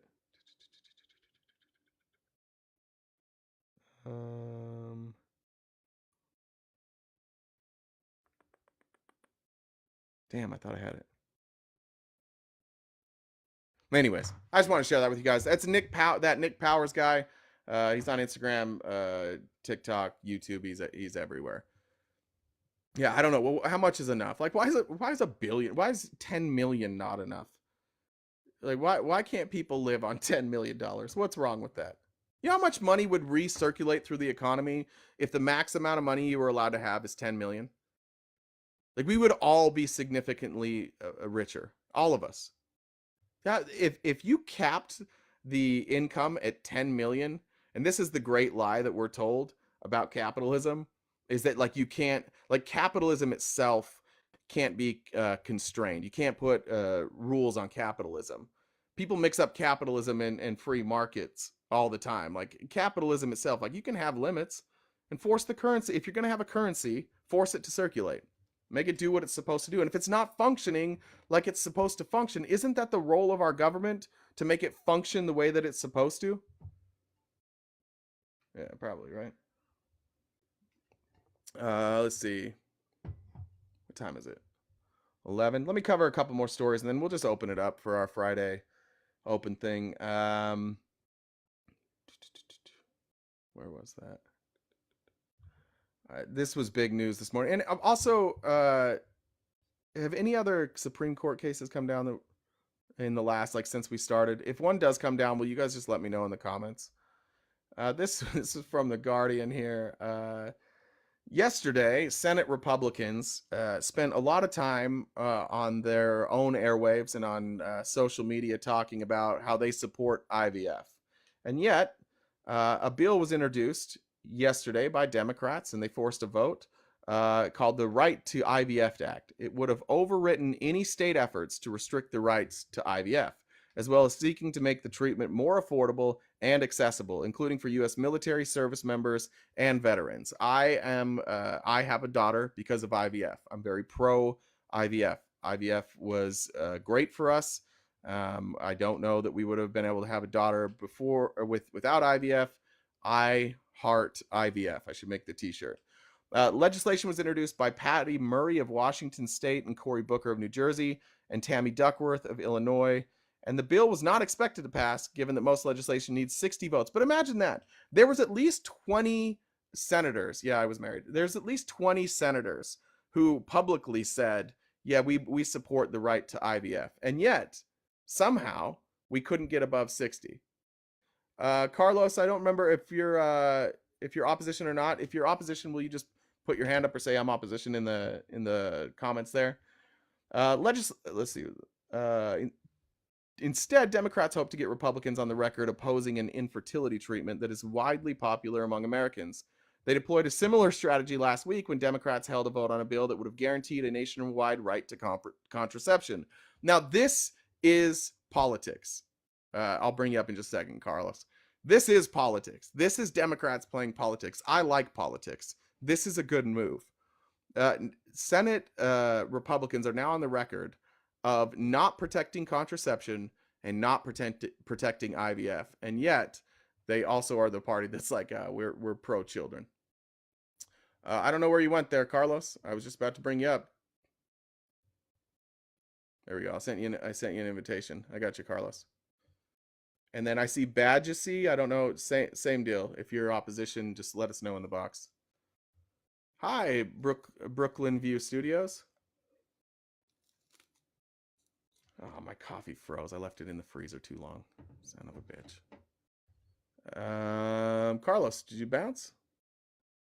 Oh, bye, Carlos. We had it. That's why I can't wait. God, you guys are impatient. Bad geese. God, nice reading. Bad geesey. Frozen coffee is the way to go. I've learned that. You take those little cold brews, throw them in the freezer for. Coffee takes a long time to freeze, by the way, for some reason. I don't know why. It's a great way to do it. Hey, what's up? Is that Bad Guessy? Is that how you say that? Something like that. I just Good enough. found it online. What's up? What's your take on Ukraine? Yeah, more specifically, what do you mean? Like just the war in Ukraine, or Yeah, that we're giving them funding, or yeah, the funding. yeah, I'm pro giving funding to Ukraine. I think Is there a reason why? yeah, I think it's a benefit for us. We don't want Russia expanding. We have NATO neighbors all around Ukraine who don't want Russia to have access to their borders. So we have agreements with them. I think it's a good idea to help countries protect themselves against an invasion, especially when it doesn't require us to go over there and put our own troops on the ground. I think it's ultimately a really, really good move. You said an agreement. Are we talking about the Budapest Memorandum here? No, I'm talking about our agreements with NATO. Oh, okay. Yeah. I didn't know if it was the Budapest Memorandum you were going with, or what, because I have a few questions about the Budapest Memorandum. One is there's no trigger mechanism for the Budapest Memorandum. If there is according to the memorandum, if there's an aggression or if there's a threat of nuclear war, then we would just consult with the UN. That's all it says, is consult with the UN, and you're more than welcome to read that. I think it's bullet point number 4, in fact. other than bullet point number 4 right there is no trigger mechanism for us doing anything. There's nothing in there that says that we will provide you with money, weapons. It Correct. doesn't say that we will provide you anything. Yeah. I don't So care. I don't think that's why we're doing it. I don't think we're giving funding to them because of the Budapest memorandum. Trump was giving Ukraine money. Trump was giving them military aid the whole time he was in office. We've been doing this for a long time. It makes sense for us. but I mean, not to this amount of money though. Well, Russia didn't invade. That's what changed. The change isn't that like Joe Biden wants to give Ukraine more money. The change was Russia's like, hey, we're coming in now. Well, that's just what I was wondering. What your thoughts on this was? This is the first time I've ever went live on anything. Apparently, you don't need very many followers now to do this. I've only got, I don't know, maybe 23. Yeah, somebody told me it was 50. They changed it to like 50. It looks like you have 69. Nice number Oh, there. okay. Nice. Yeah, you have Well, 69. there you go. Followers. Yeah, so you made it. Yeah, I think that if we weren't in the midst of like, I mean, if we weren't as political as we are, I think most people would recognize what we're doing in Ukraine as a good thing. The problem that we really have is that the far right wing of the Republican Party is heavily influenced by Russia, and they're very pro-Russia. And Russia is very pro Donald Trump and pro far right. They've worked together. Their messaging is similar, and it's created a lot of confusion in this country. But I think just like in the most simplistic terms, which sometimes I think we overlook, simply put, Russia invaded another country, and that country is next to a bunch of allies that we have, and we're giving them money, a lot of it in forms of loans. Yesterday, Biden convinced everybody at G7 to basically fund this with $50 billion of frozen Russian assets, right? So now we're getting it to pay, it's basically paying for itself. But all these weapons that we give to Ukraine, some of that's loans, but a lot of that money is coming back to us in the form of other NATO members who are pitching in. That's money that we weren't going to have because we already had the weapons that needed to be replaced. So now we're getting money that we can build new weapons with. It's creating jobs here in America because now we have to make new weapons to supply our own military. I think just like if you look at it and you take the politics out of it, it's all the right choice. I think he's actually handled it almost really perfectly. I have no criticism of how he's handled Ukraine. I think he's done it almost perfectly. So let me ask you another question real quick. Sure. Nobody's ever really went this far with questioning on the Ukraine Russia thing and everything. I think a win for Ukraine is a stalemate, pretty much. You know, just have Russia leave the country. Yeah. And after Russia leaves the country, are you okay with us rebuilding that country? I'm okay with us giving aid, but I think that aid needs to be tied to like being paid back. I don't think that it should be our job as the United States to pay for fixing everything, but Ukraine doesn't have the resources we do. So between us and other NATO countries, I don't have a problem with us loaning them money. But with the infrastructure they got or whatever, even before, like you said, before Russia invaded and everything, we were already giving Ukraine money. Yeah, because remember, Russia didn't just invade in the last couple of years. Russia had already annexed Crimea in 2014. So Russia was already in Ukraine, and we were giving Ukraine military aid essentially to build up their forces and say, don't come any further, Russia. But with us giving them money and everything like that before the war even began or whatever, there's no way for them to ever pay us back. I mean, heck, we were funding them in the beginning anyway, so there is no we'll give you money. What do you mean there's no way to pay us back? If we're giving you money, well, a lot of that money is loans.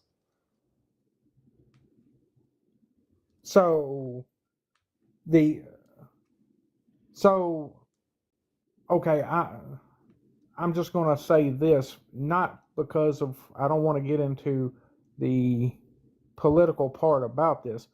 Sort of like when Joe Biden withheld the money to get that prosecutor fired or whatever. Uh-huh. So they were going to pay us back that $1 billion.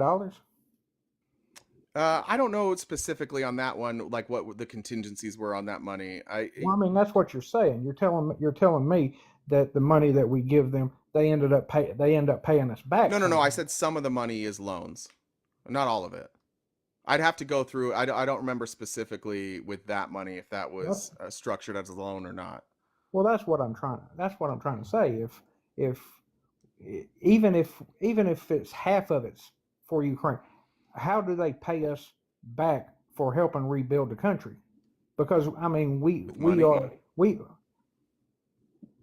bankrolling them now. We were bankrolling them before this. Yeah, they're in a war. Yeah, the country. I said before this. They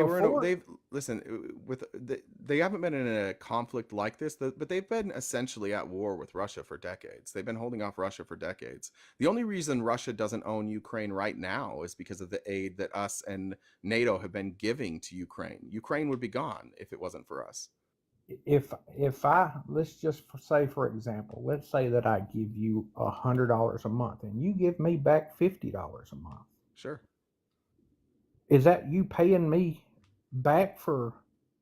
Well, if $50 of it was structured as a loan, yeah, we're not going to get all of our money back from Ukraine. I'm not saying that. I don't think anybody's saying that we're going to get all the money back. But remember this too, that part of the reason that the United States is so involved in everything is there was a nuclear arms race, and it basically wound up being us and Russia, and China's kind of in that mix now too. And we've basically told all these other countries, hey, you guys are with us. Like, don't build up a nuclear arsenal. You don't need to build up these massive armies. We're going to be the big bad wolf, and you guys are with us. So help us pay some of our bills. Make sure that you guys are paying your dues. Help out where you can. Send troops where you can. But obviously, we're the biggest driving force there, right? But that's because we're the ones with the nukes, and this is the deal that we cut all across the world. I mean, I think the option is if we decide we're no longer going to intervene, like Iran tomorrow is like, all right, here's our nuclear program. India tomorrow, Japan tomorrow, China tomorrow, Ukraine tomorrow. Suddenly we have like a completely nuclear armed world within a couple of years.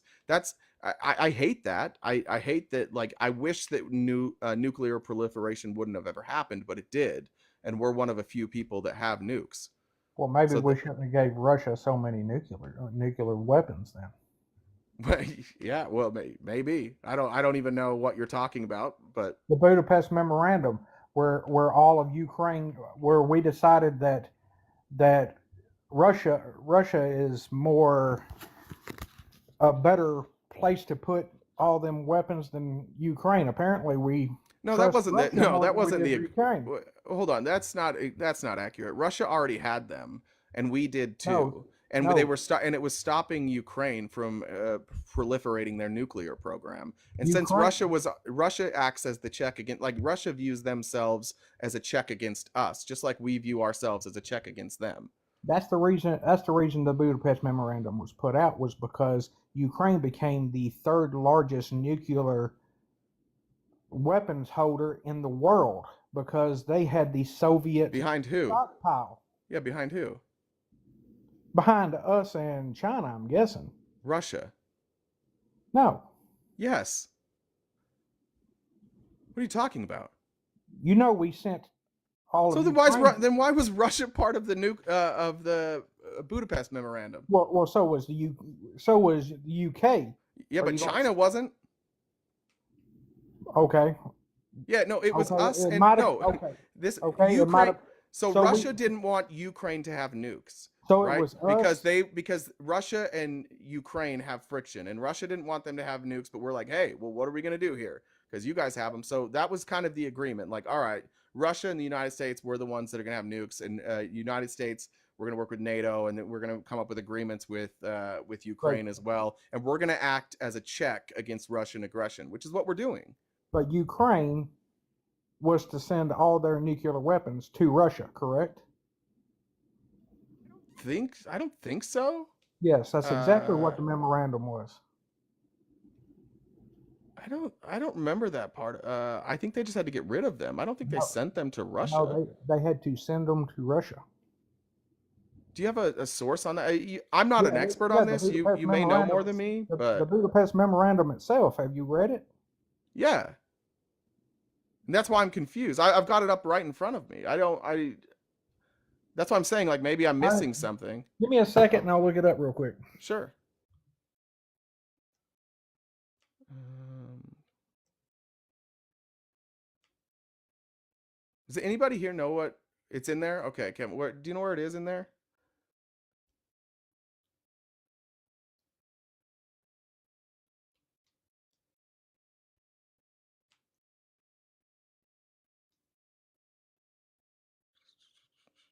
I don't see where it is.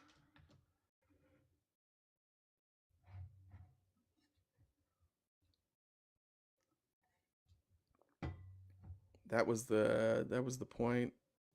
There, no one does. They go to Russia. They had to remove their Russian-made nukes. Yeah, like I'm. Yeah, I don't know. I'm reading it. This isn't something I'm an expert on, but yeah, I thought it said they had to be removed. I don't see anything in here that says they had to give them to Russia. I've never heard that in my life. Um, are you? Let me know when you find it. Bad geese. Does anybody in the comments think that's they were transferred to Russia to be decommissioned? Okay, I didn't see that either, but that makes more sense. Pull it up. Everybody's saying, oh, yeah, he's saying he's wrong. Okay, yeah, I don't know. Come on back once you find that. I'm trying to find the actual. Go back to the actual text. Uh, who's there? Hey, what's up, Greg? Hey, buddy, what's going on? I'm assuming you're here to help. Yeah, I just wanted to make some specifications since I was one MI when I was in the military, and then also I served when the Berlin Wall came down and the end of the Cold War. And the reason why the nuclear weapons that were in Ukraine were given to Russia was they belonged to Russia. When the fall of the USSR, Moscow had most of its nuclear weapons located on Ukrainian soil. And when they fell, Ukraine said, hey, no, these are ours, but we That makes can sense. give them over to you if we have guarantees that our sovereignty would be protected. Hence the 1994 Budapest Memorandum, which the United Kingdom, Northern Ireland, United States, and the Soviet, or excuse me, Russia signed off on, saying that if their borders were threatened, that we would help protect them. So That's were that's there also arms that were just decommissioned that they didn't give back to Russia, or did this all go back to Russia? Do you know? Yes, they all went back to Russia, and basically, when the USSR fell, whatever military equipment was in each of those companies, or excuse me, countries, might as well say companies, but whatever weapons were in those countries stayed with those countries, and Moscow said, "Hey, we want our nukes," and I mean, it's just it is what it is. All right. Bad Guessy, is it any disagreement with what Greg told us? no, that's exactly what I was saying. That we Okay. gave that we let Ukraine send all their nuclear No, weapons to no, Russia. Apparently, we trust No, we Russia more than we allowed did Ukraine Russia. with We anything. allowed Russia to take their nuclear weapons back out of the Ukraine. We did not give Russia anything; they already belonged to That Russia. that was part of the deal that Ukraine had to send Russia their weapons within 2 years of the memorandum. But And what by Greg is doing so, and what what did we Greg's saying promise? real quick, what Greg is saying is that the reason that they had to send those to Russia is because they belonged to Russia, and that No, Ukraine. they Hold on. belong But to what he's saying is that after the fall of the Soviet Union, those weapons were in Ukraine and they kept them. But part of this agreement is that we agree. Because you can't, we didn't want Ukraine to proliferate. We didn't want them to be nuclear armed. So the agreement was you got to give all that stuff back to Russia, and then you guys can't create nukes. That was the agreement. That's exactly what I said, and you said no, that did not happen. I didn't say no, it didn't happen. I said I never heard of it. That's why No, Greg's here. you And were so, actually presenting and it so like, that's the reason I was saying that apparently we trust Russia with these weapons more than we did Ukraine, because if they were in Ukraine when the war ended, then they would have been Ukraine's weapons. I It's just think framing it as trust is the wrong way to frame it, right? This was an agreement.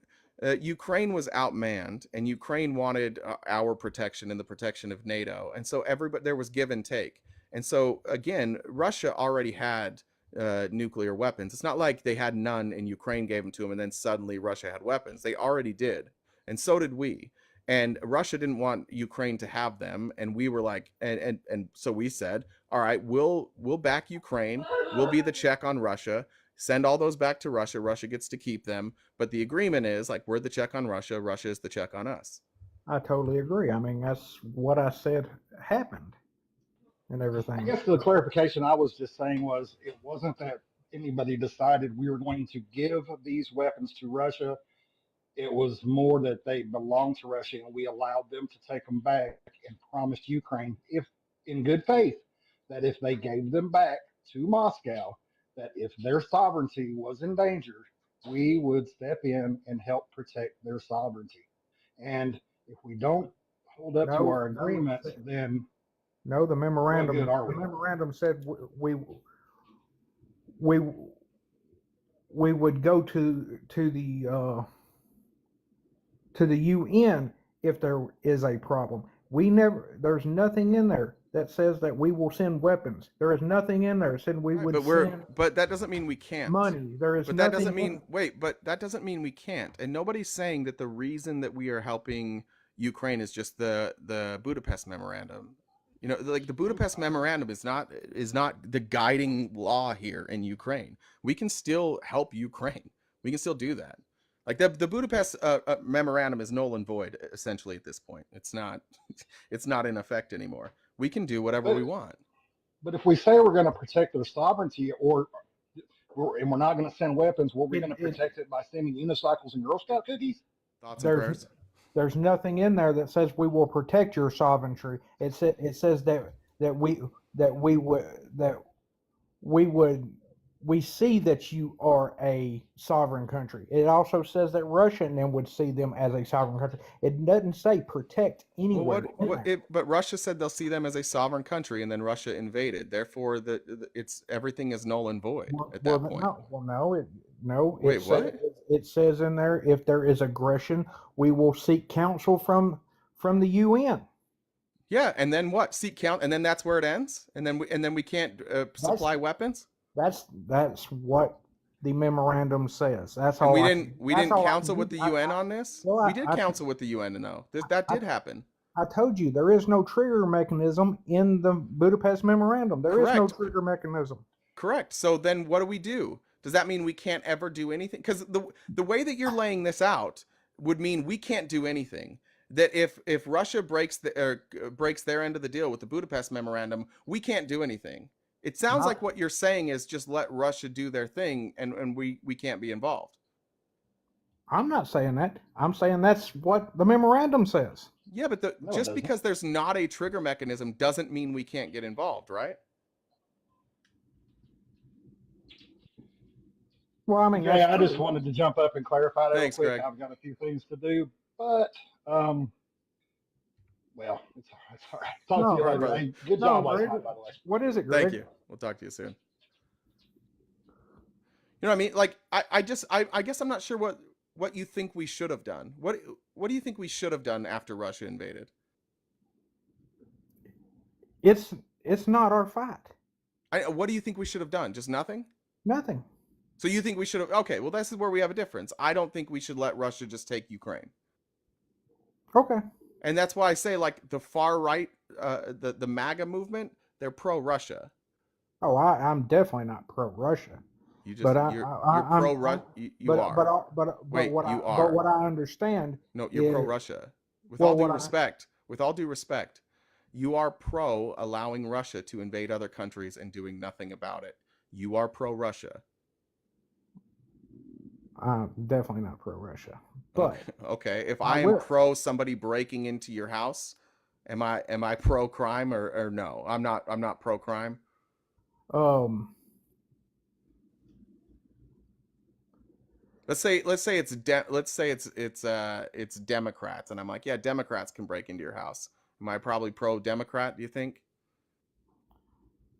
well, I'm. Yeah, you're pro Russia, dude. Think about that.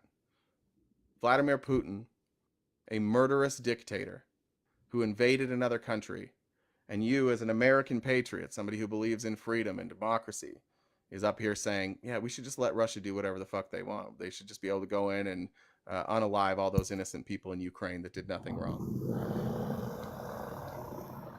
All right. Well, I mean, how would you feel if Mexico invaded the United States, but we had an agreement where we didn't have nuclear arms? Let's just say China and Russia. Let's change it.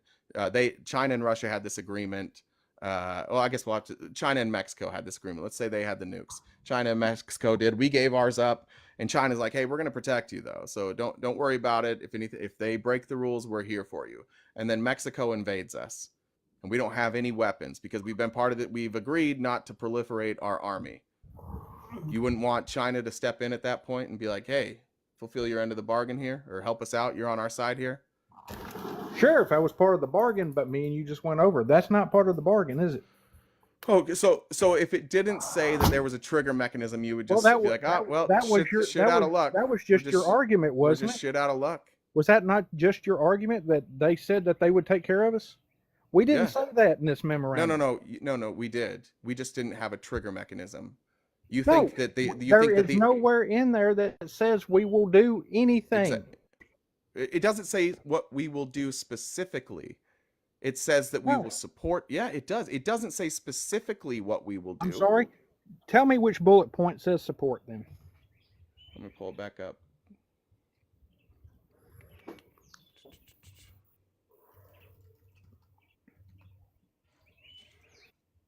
Let me go back to it.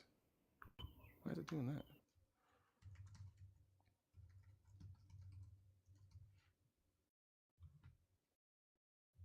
Oh, there we go. That's the wrong one. Sorry, the computer's going slow. Okay, so we respect the signatories' independence and sovereignty in the existing borders in accordance with the principles of the CSCE Final Act. Refrain from threat or use of force against the territorial integrity or political independence of the signatories to the memorandum, and undertake that none of their weapons will ever be used against these countries except in cases of self-defense or otherwise in accordance with the Charter of the United Nations. Refrain from economic coercion designed to subordinate their own interest, the exercise by Ukraine, the Republic of Belarus, and Kazakhstan to the rights inherent in its sovereignty, and thus to secure advantages of any kind. Seek immediate Security Council action to provide assistance to the signatory if they should become a victim of an act of aggression or an object of a threat of aggression in which nuclear weapons are used. Okay, so are the Ukrainians the victims of an act of an aggression or an object of a threat of aggression? Yes. Okay, gotcha. So what was the remedy? Wait. Hold on, my friend. Hold on. What was the remedy that it said before that? What do you do? What do you do if there's an act of aggression? Counsel with the UN. Okay. So are you saying then that that's where it ends? That once we counsel with the UN, we can do nothing else? No, but we never counsel with the UN. We never did counsel with the UN. Yes, we did. Okay, so multiple times. We're still doing that. If we did, what did the UN say? They've agreed to help us fund the defense of Ukraine. What do you think this agreement is? When Joe Biden announced yesterday at the G7 with all these NATO partners that we were agreeing to $50 billion in Ukraine aid, do you think he just did that unilaterally? You think he just agreed to he's like, hey, all these countries are going to pay. I haven't talked to them, but they're all going to pay.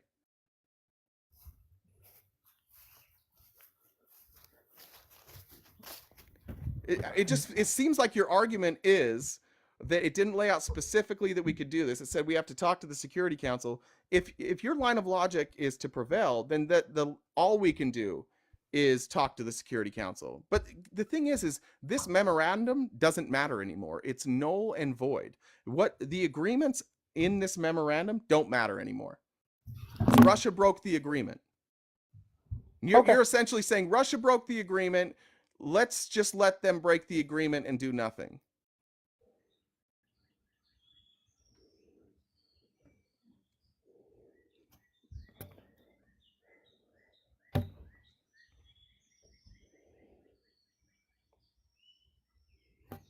I see your point, but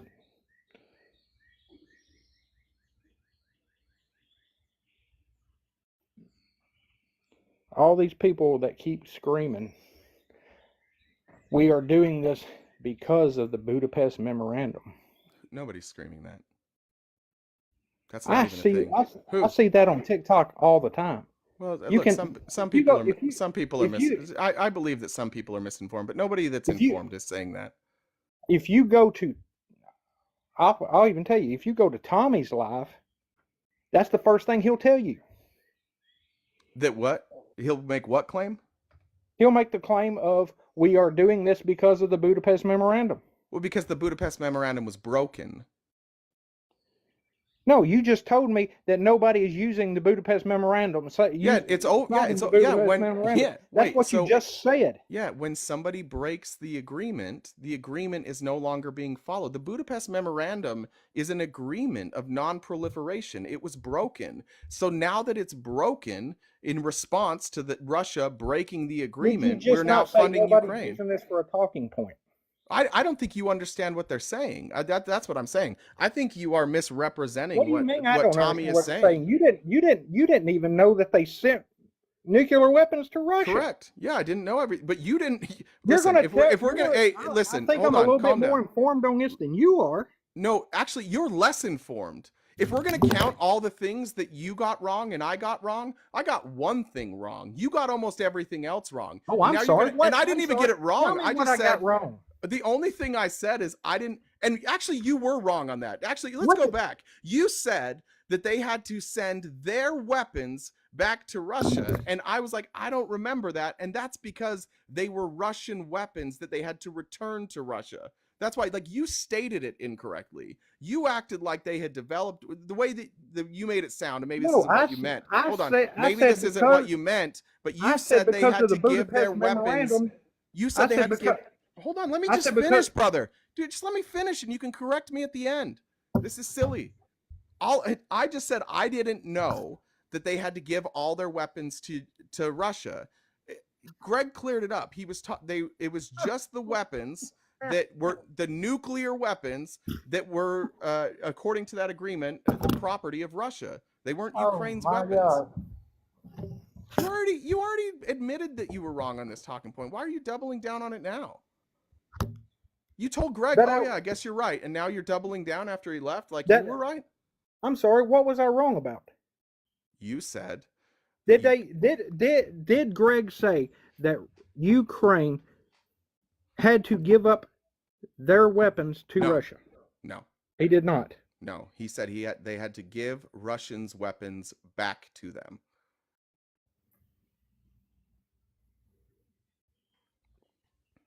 If I come to your house for a barbecue and I bring, this happened to me recently. My friend brought a little mini crock pot for a bean dip. And then he left early. People were still eating the bean dip. And it's been like a year. I still have that crock pot. Now, if I give that to him, am I giving him my crock pot or am I giving him back his crock pot? Whose crock pot is that? Whose crock pot is it? Well, in that case. Yeah, and in this case, it's the same because those were Russia's weapons, right? No. Yes. No, they were the Soviet That's what it said. Well, that's what it says in the memorandum. They were the Soviet Union's weapons. And the Soviet Union, when it fell? Oh, And what happened? is the Soviet Union all of a sudden all of Russia? Who kept Is the Russia weapons? the Soviet Union now? No, but that's what this agreement is. According to Then this we're Soviet agreement, Union weapons. So then hey, we're Soviet Union weapons, hey, correct? if you want to have a conversation, we can have a conversation, but don't ask me questions and then talk over me when I'm trying to answer. I mean, be an adult here. Yeah, this memorandum says that after the breakup of the Soviet Union, we all agree that those weapons belong to Russia. That's part of the agreement. Is that Ukraine saying, okay, yeah, they're not ours, we'll give them back. That's the fucking agreement. You're trying to change words. And for what reason? Because you think that like we just shouldn't do anything about Russia invading and taking over another country's sovereignty. I'm sorry. I think that's silly. And I think your arguments are bad. And I think you probably just framed Tommy's argument incorrectly. Okay. If Russia was still adhering to their side of the Budapest memorandum, would we be doing this? No. No, they wouldn't. So yeah, so stop blaming everybody but Russia. Russia chose to invade another country. And frankly, like here's my And guess. we have Here's my guess. My bankroll guess is you're MAGA, and Ukraine hasn't been super friendly to MAGA, and Russia is very friendly to MAGA, and it by doing this you get to take shots at Joe Biden, right? And then you get to make it look like Donald Trump's the good guy. That's what this Did I is. say one word No, about no, Joe Biden? I said at the beginning, this is a guess by me. I'm guessing that you're MAGA, and I'm guessing that you make this argument because you like that it makes Joe Biden look bad, because the rest of your argument is pretty much nonsense. Like it's I don't falling understand apart. how that makes Joe Biden look bad, because Joe Biden hasn't Well, said anything about the Budapest memorandum, has he? Well, then tell me why Republicans are running ads all over the country saying that Joe Biden has mishandled the situation in Ukraine. I have no idea. Okay, well, that's why I said I took a guess. If that's not your reasoning, Republican Party? brother, when you ask questions, wait till I'm done, please. I don't think that's too much to I'm ask. sorry, what was the question I asked you then? You said I asked you why they were doing it. You said I don't know why, and then I explained it to you, and then you started talking in the middle of the explanation. All right. Yeah. Well, they're running on this. Republicans are running on Joe Biden fucked up Ukraine, but nobody can ever tell me what he messed up. Like, what did he do wrong? That's kind of what this started with, right? Like, what have we done wrong in Ukraine? I think this is in my life, this is the most well-handled foreign conflict we've ever been involved in. Maybe I could be convinced of another foreign conflict that I'm not aware of or off the top of my head, but I'm thinking of all the major foreign conflicts we've been involved in, and I think like this is the best we've handled one. We've kept our own boots off the ground just by we've established this as loans in a lot of ways. Joe Biden's figured out a way to make Russia pay for their own war against Ukraine. Like now Russia is funding Ukraine. I mean, this is brilliant. This is brilliant foreign strategy. I think this is as good as we get as America. This is so good. Quick question, real quick. The other conflict going on. Are you okay with us bankrolling that too? No. But we were sending them money before this too. Yeah, I disagreed with it then too. Oh, okay. I think Israel. You're just a one-sided person on this, right? No, I call balls and strikes. No. It's okay to help protect one country, but not help protect another country. Yeah, is Israel being invaded by another country? You had people parachuting. No. Wait. No. Don't run from the question. You said it's the same. If you're going to pretend that they're the same thing, then let's talk about the differences. Was Israel invaded by another country? Yes, Hamas parachuted down. What country is Hamas? Palestinian. What country is Palestine? Is Palestine a country?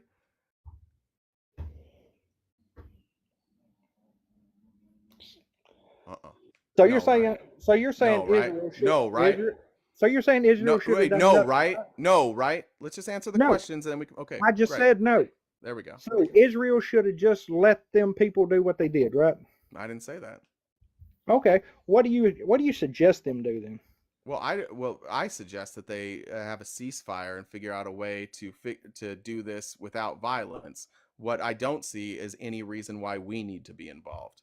I don't see any reason why the United States should be funding Israel. Israel's clearly the aggressor. Just because like, I mean, I know everybody likes to think that this started on October 7th. It didn't. It's been going on for, a century. But Israel clearly is the more aggressive of the two. Israel, the death toll on Israel's side is 10x You're what right, it and is if on the you're Palestinian side. So you're no, right, and if you I'm that, anti-war. I'm anti innocent lives being lost. So my position is consistent. In Ukraine, the Ukrainians are the innocent ones. In the Israel and Palestine conflict, the Palestinians and the Israelis that are not part of the IDF are the innocent ones. I support innocent lives being protected. That so so I you're so my position is consistent by supporting Ukraine but not supporting Israel. I'm holding a consistent position.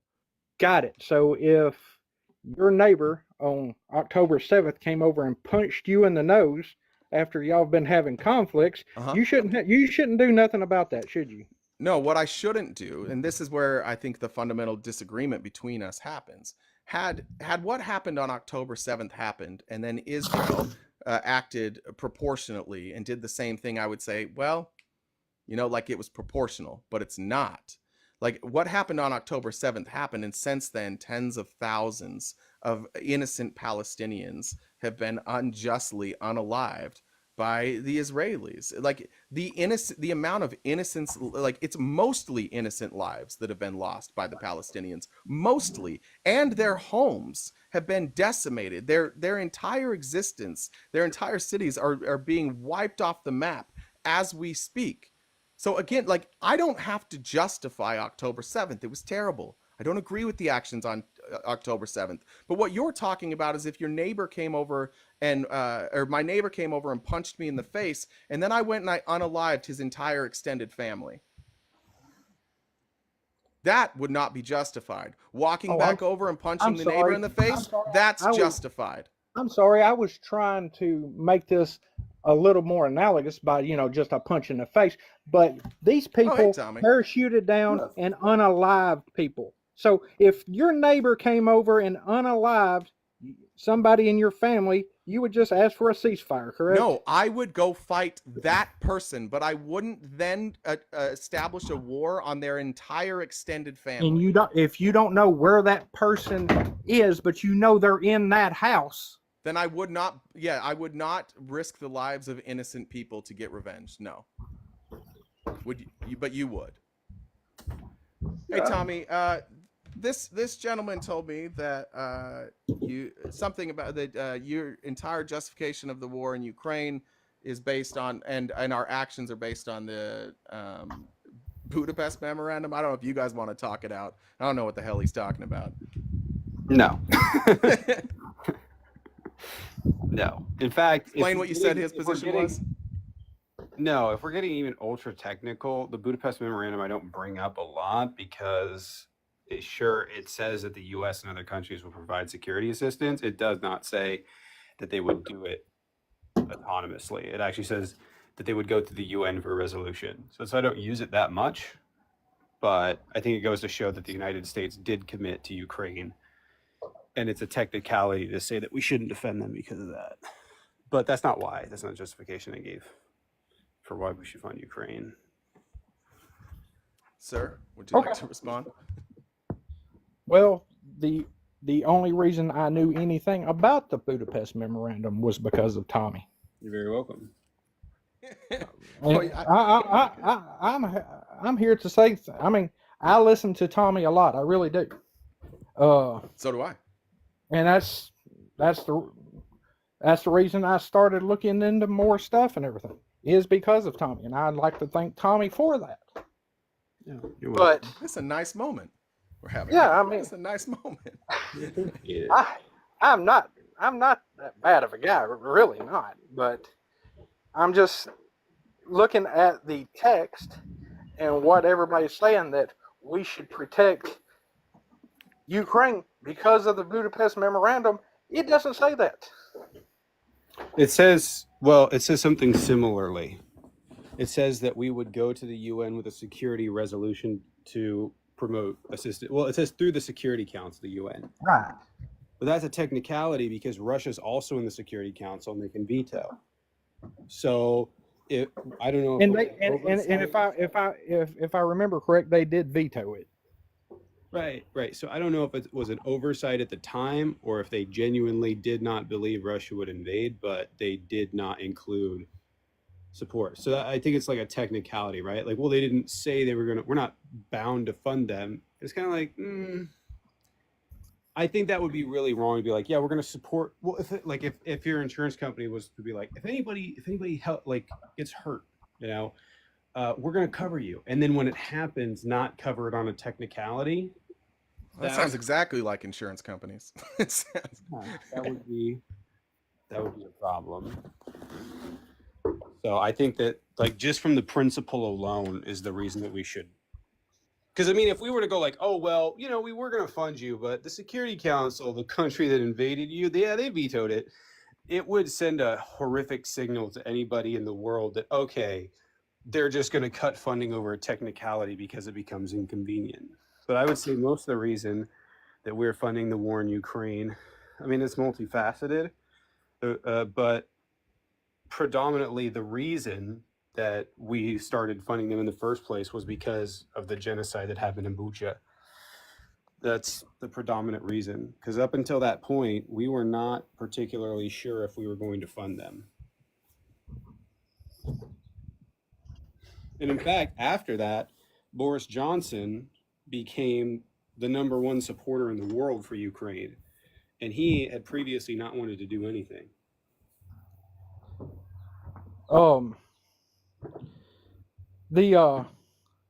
While you're on here, Tommy, real quick. Yes, sir. The weapons that Ukraine had to send back to Russia or whatever were they Ukraine's weapons at the time? Were they Russia's weapons at the time? Were they? No, do you mean the nuclear arsenal? The nuclear arsenal that they had to send back. I think they had like 2 years to send them back. Well, they're technically was the question. Russia was claiming that they're theirs, but technically they were stationed in the USSR in the former. That's what I was trying to tell RTP here is that that was part of the memorandum was they were to send their nuclear stock because they became the third largest in the world to Russia, correct? I'm not sure the content. The disagreement was on, and this is why I don't understand why we still have a disagreement. The reason they had to hold on. Well, let me finish again. Hey, my friend, you got to stop doing this in the middle of my sentences. You just wait till the end. You'll have a chance. I'm letting you speak plenty. The disagreement that we have here is that the Budapest Memorandum is essentially saying Russia owns those, you have to give them back. And Ukraine saying, okay, we'll give them back on these conditions. The Budapest Memorandum is saying that Russia is the true owner of those weapons. Our only disagreement is that the way that you framed it at the beginning said that that Ukraine had to give all of their weapons to Russia. And then that's what Greg was just simply explaining that according to the Budapest Memorandum, those are Russians. That's why they had to go back to Russia. I did not say that they had to give all their weapons back. I said their nuclear weapons back. That's what we were talking about is the nuclear weapons. I understand you didn't say that. Well, I'm just saying they're Russians. They are owned by Russia. It's a silly disagreement we're having. It's a semantic disagreement. Well, I guess it was semantic a while ago when you said, well, you were right about that. Well, no, technically you were wrong about that, wouldn't you? Yeah, you were technically wrong semantically. Yes, they weren't Ukraine's weapons. They were Russia's.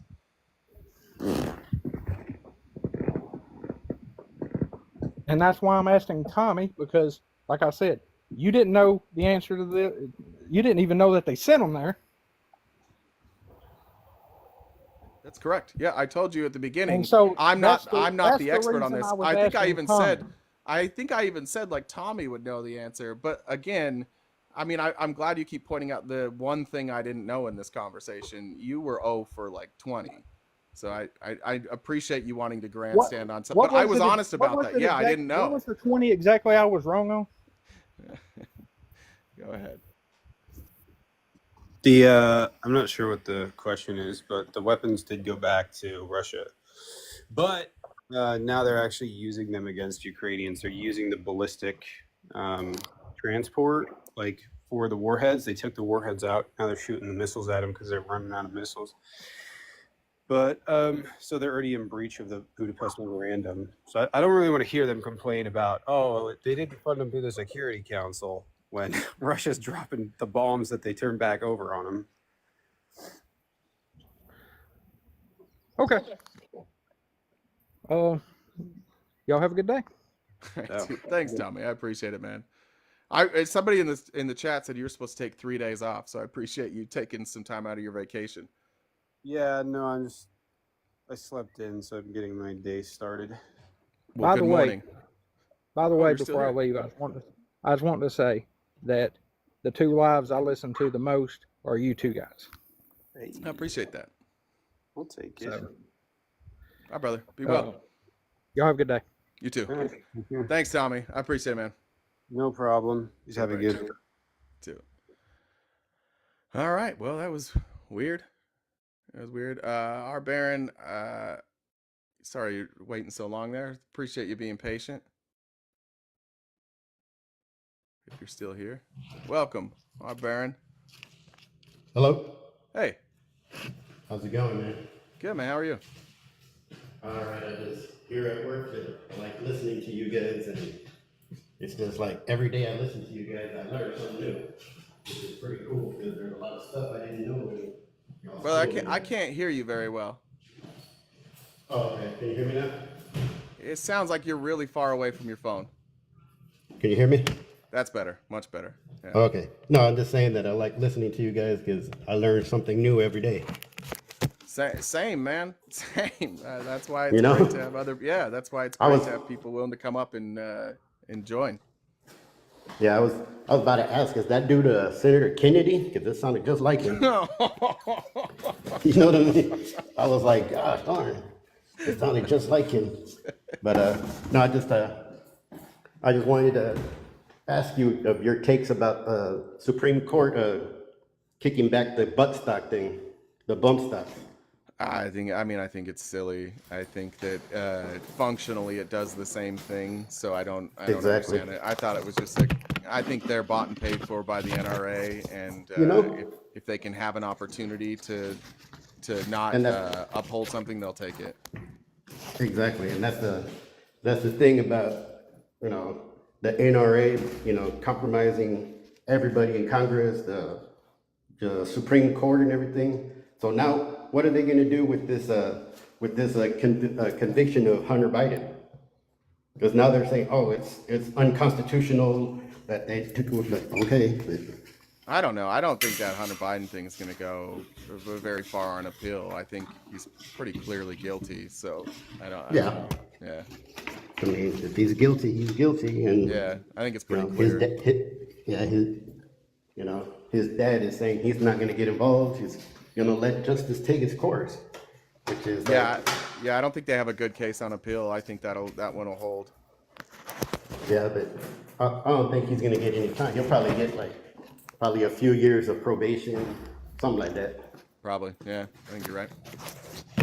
But yeah, just been wanting to get on here for ages to talk to you guys Well, because I listen to you all the time. Like to listen to all the dad jokes. All the, those are great. Yeah. but the only thing I miss, man, is you be calling people potatoes. You don't be calling them the potatoes no more. Man, I gotta be honest about that. Too many people stole it. There's too many Yeah. people that took potato, and so I was seeing it everywhere, and I felt like it just kind of lost its pizzazz. So I put it on the shelf for a little bit. I feel like too many. Well, then you're Sometimes if you land a good line, you see it a lot of other places on TikTok, but Hey, a lot of hey, you people know take that? it. Yeah, you're just gonna have to start calling them something else then, I guess. I'll figure something out. I have one on deck. If we can get somebody, I've got one on deck for you. I think you'll like That's it. what's up. Yeah, I'm just letting everybody know today is the 249th birthday of the United States Army. That's right. Sorry that you had to share this birthday with Donald Trump. That Exactly. sucks. That's what I was just about to say. We had to share it with that fool. But anyway, that's a damn shame. I'm a retired disabled veteran. Did 3 tours in Iraq.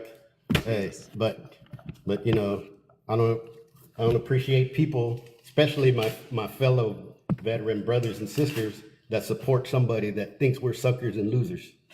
Amen. I appreciate your service, my friend. I really do. Yeah. Thank you. I got to get back to work. Oh, one last thing. Yes. I'm going on 2 years in remission from pancreatic cancer. Hell yeah. Good for you. Let's keep Yep. that streak going. And it's all thanks to the VA. Uh-oh. They're taking care of me. They're taking care of me. Good. Well, I hope we can get you some better service, but I'm happy to hear that. Congratulations. Oh yeah. Yes, sir. You have a good one. You too. Keep schooling them. All right. I'll do my best. Appreciate it. All right. Guys, box is open. I'm gonna let Jen control it. Box. It's Friday. It's the end of the week. It's the final hour. I'm gonna cut it at an hour because I'm going to be on with the artist formerly known as HVAC tonight. We're gonna do some debates. I don't know what time we're getting started, but so I do need to save my voice a little. What's up, brother?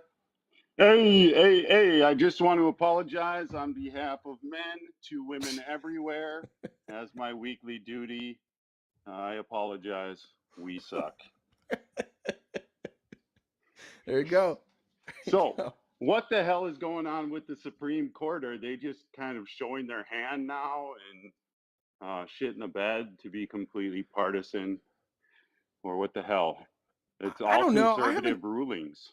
I haven't really been surprised by this, by any of their rulings. Yeah, I think they're showing us that the things that we say about them being heavily politicized and possibly bought and paid for. I don't think they're doing anything to throw the scent off of that accusation. Exactly. That's Yeah. exactly what I'm saying, bro. Yeah. It's so messed up. I did lose a lot of trust in the SCOTUS there this year. Yeah. Recently, especially. What else? Oh, dude, about the veterans supporting Donald Trump, bro. Like that last dude was 100% right on. And any veteran, I'm a veteran as well, and I would say that Thank any you. veteran who don't stop it, but any veteran who would say that they support Donald Trump is obviously just completely oblivious, or they've been like brainwashed by the Fox News or Newsmax playing in the chow hall, which is what they do. Any public space, they play that shit. So I think it's just sucking them in. I don't know. Yeah. Well, and it's the constant stream of like things that are supposed to raise emotions, right? If Fox News spends an hour showing you stuff that is bad, you're just gonna assume, oh, our country is going to shit, and that's what they've done. You know, in a country that like by every measure, I had a story today I was gonna cover, but it was like Republicans wish they were running against 2022 Joe Biden, so they are. Right. Like they're every one of their arguments has expired. Like those arguments worked in 2022. They don't work now. Things are too good. They can't talk about what's happening right now. Things just keep getting better. So I agree with you. The only position they have is to say, I need to protect Donald Trump, because they don't have anything to do to really go after anything like super substantial to go after Joe Biden about. Now, I'm not saying that he's done everything perfect. That's not what I'm saying. So but I mean, if we were to move it to Donald Trump's response comparative to Joe Biden's response, it would obviously be exponentially worse. So, right. So yeah, Joe Biden. Yeah, I agree with you. Yeah. Okay. Amen. All right. Awesome. Hi, brother. Have a good weekend. You're still a poser. And, keep up the good work, man. Thank you. Appreciate it. Thanks. All right. I see that. I still don't know how to say that. I'm sorry. You can just call me Marlene. Marlene. I'll try and remember that. Marlene. I can barely hear you. Really? Is it better now? I How heard about you now? great with the Is last that one, better? but now I can. How's It's that? a little bit better. Thanks. Okay. I have one question. Why do Republicans think that when Trump handed off a terrible economy post COVID, that he would be a better post COVID president than Biden was? He did nothing in his first term to prove that he could take us out of a disaster like that. Why would they assume, well, everything was better before, but how do you know what he would have done after? I mean, I think the short answer is they don't understand like how our economy operates. I think that's the shortest answer, right? Everything was perfect under Donald Trump and everything's bad now. And a lot of the numbers are almost identical. So I think it comes from our live last night. Daniela said so, like the team's idea, like this is like sports to them. They're on the MAGA team, so your job is just to only focus on the negative, and you just focus on the positive numbers for Donald Trump. Even if those same positive numbers are positive for Joe Biden, you just pretend they're not. I think it's just a fundamental either laziness or lack of understanding of how our economy operates. I was hoping there was a better reason, but no, I think you're right. Could Yeah, I don't know. It could be Mountain Dew. Could be I don't know what it is. It's one of those. Well, I do. I listen to you every day, and I probably shouldn't because you distract me from work sometimes. But I really do. Thank you. I love you and Felice very much, and you have been a huge part of my political education. So keep it up. Thank you. And I'll pass that along to Felice as well. Yes, please do. All right. Have a good weekend. Yep, you too. We'll see you. What's up, Chris? Why'd Jen invite me up? Just to kick me out? Yeah, probably. I kind of figured that. Yeah. What do you have to say today? Oh, not a whole lot. I don't. This. I don't even know what to think anymore. Honestly, like not even like the whole like character thing, but like these MAGA people are just like going crazy. Like, what are they? What is going on, dude? Like, what are these people doing? Yeah, I really think I'll keep hammering it home, but I just think this is the tightening of the cult. Like as it the numbers slowly start to diminish, the people become more and more radicalized. And when you are in a cult, you insulate yourself. I hate saying echo chamber because I feel like no matter who says that, sometimes they're right. Like some people are just more comfortable in an echo chamber. But what an echo chamber to me represents nationally is a party who almost everything they say is a lie, which is crazy. That's never happened in the history of our country, where almost everything they say is just not true. And when you make that decision to believe things that aren't true, then reality becomes a lie, and the lie becomes reality, and then you're stuck. And it takes a lot of courage, and it takes a lot of research, and a lot of self realization to get yourself out of that. So I just think that's where we're at.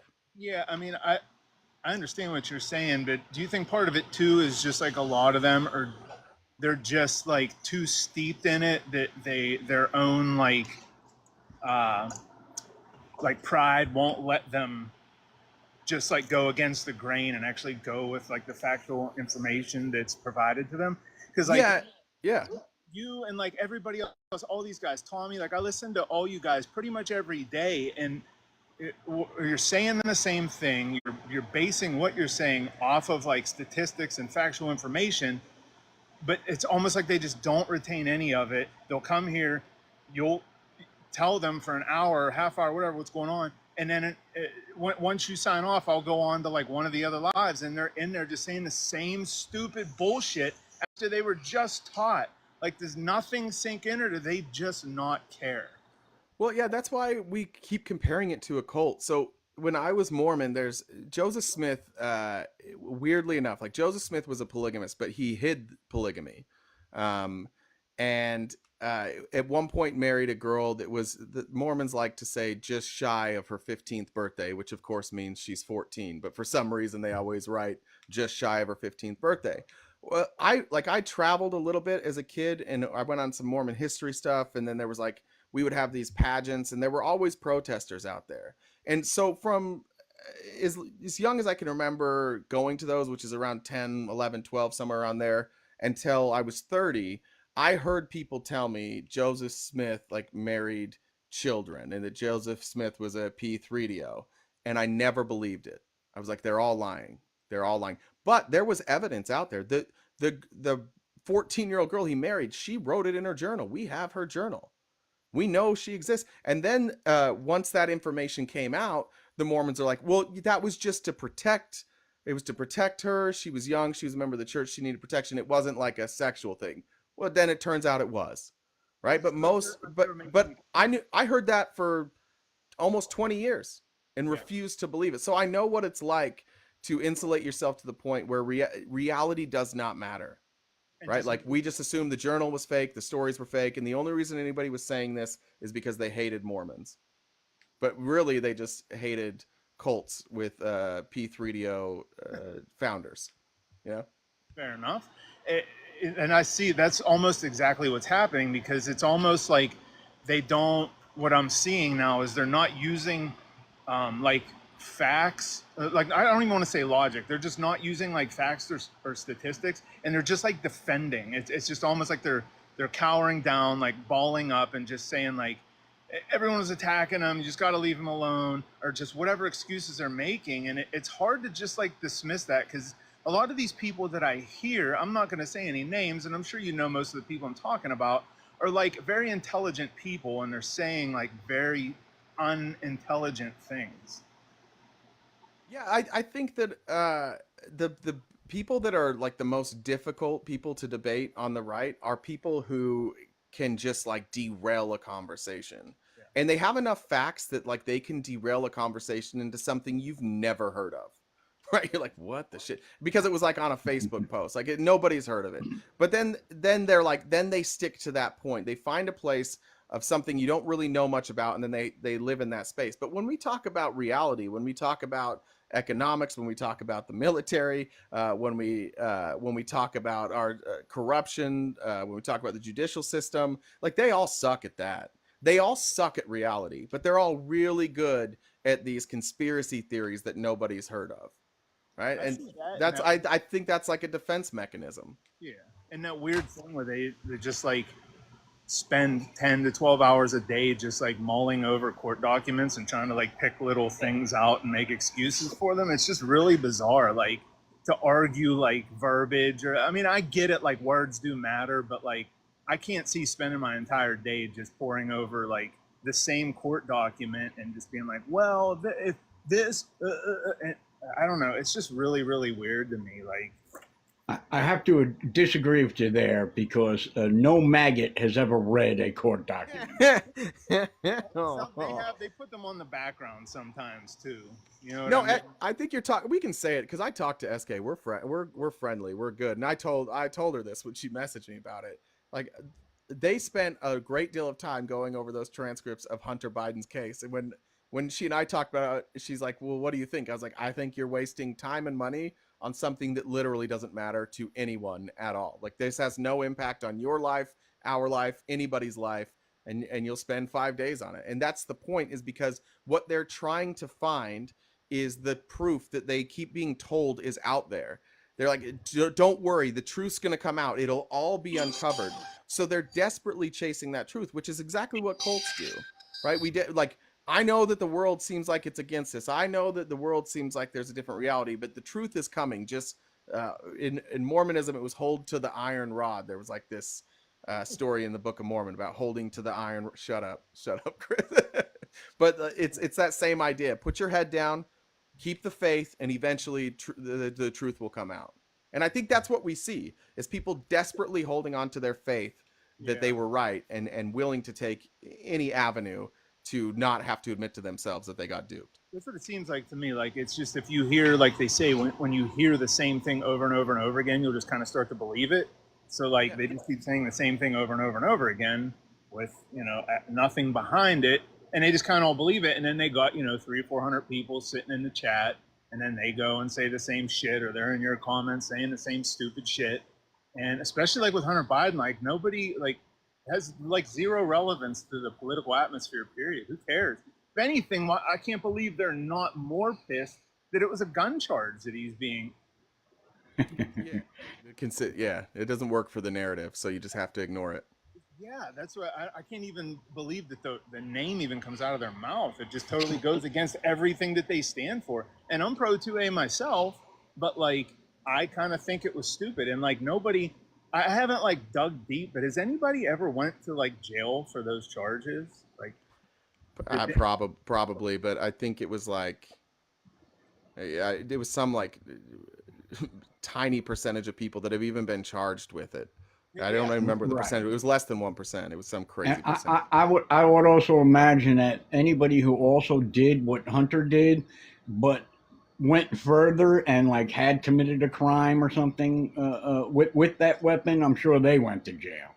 Yeah, that's true. Normally, you see these types of charges like when they're trying to get somebody of bigger charges, right? But they just want to they put everything they possibly can in to try and make the charge as big as they can.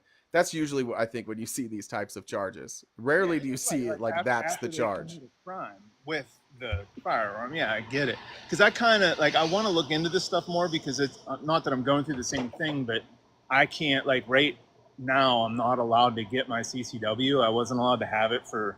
I had to be. It was weird. Like I don't know if it's just a Pennsylvania thing, but I had to be arrest free for 10 years, and I believe I have to get the charges that I had expunged. So like that's all, I did the time, I didn't get arrested for more than 10 years. I see. That's quite looking like you look. That's actually a pretty good accomplishment. That's pretty, You look like you just came from a Hell's Angels rally. maybe ableist. I don't know. What kind of insult was MAGA-ist? Yeah. Look, just Hey, because I tattoos and wear a bandana sometimes and have a beard doesn't make me MAGA. And I don't judge a book by its cover, kind of where I'm going with that. Because look, I got my ACAB shirt on today. All cats are beautiful.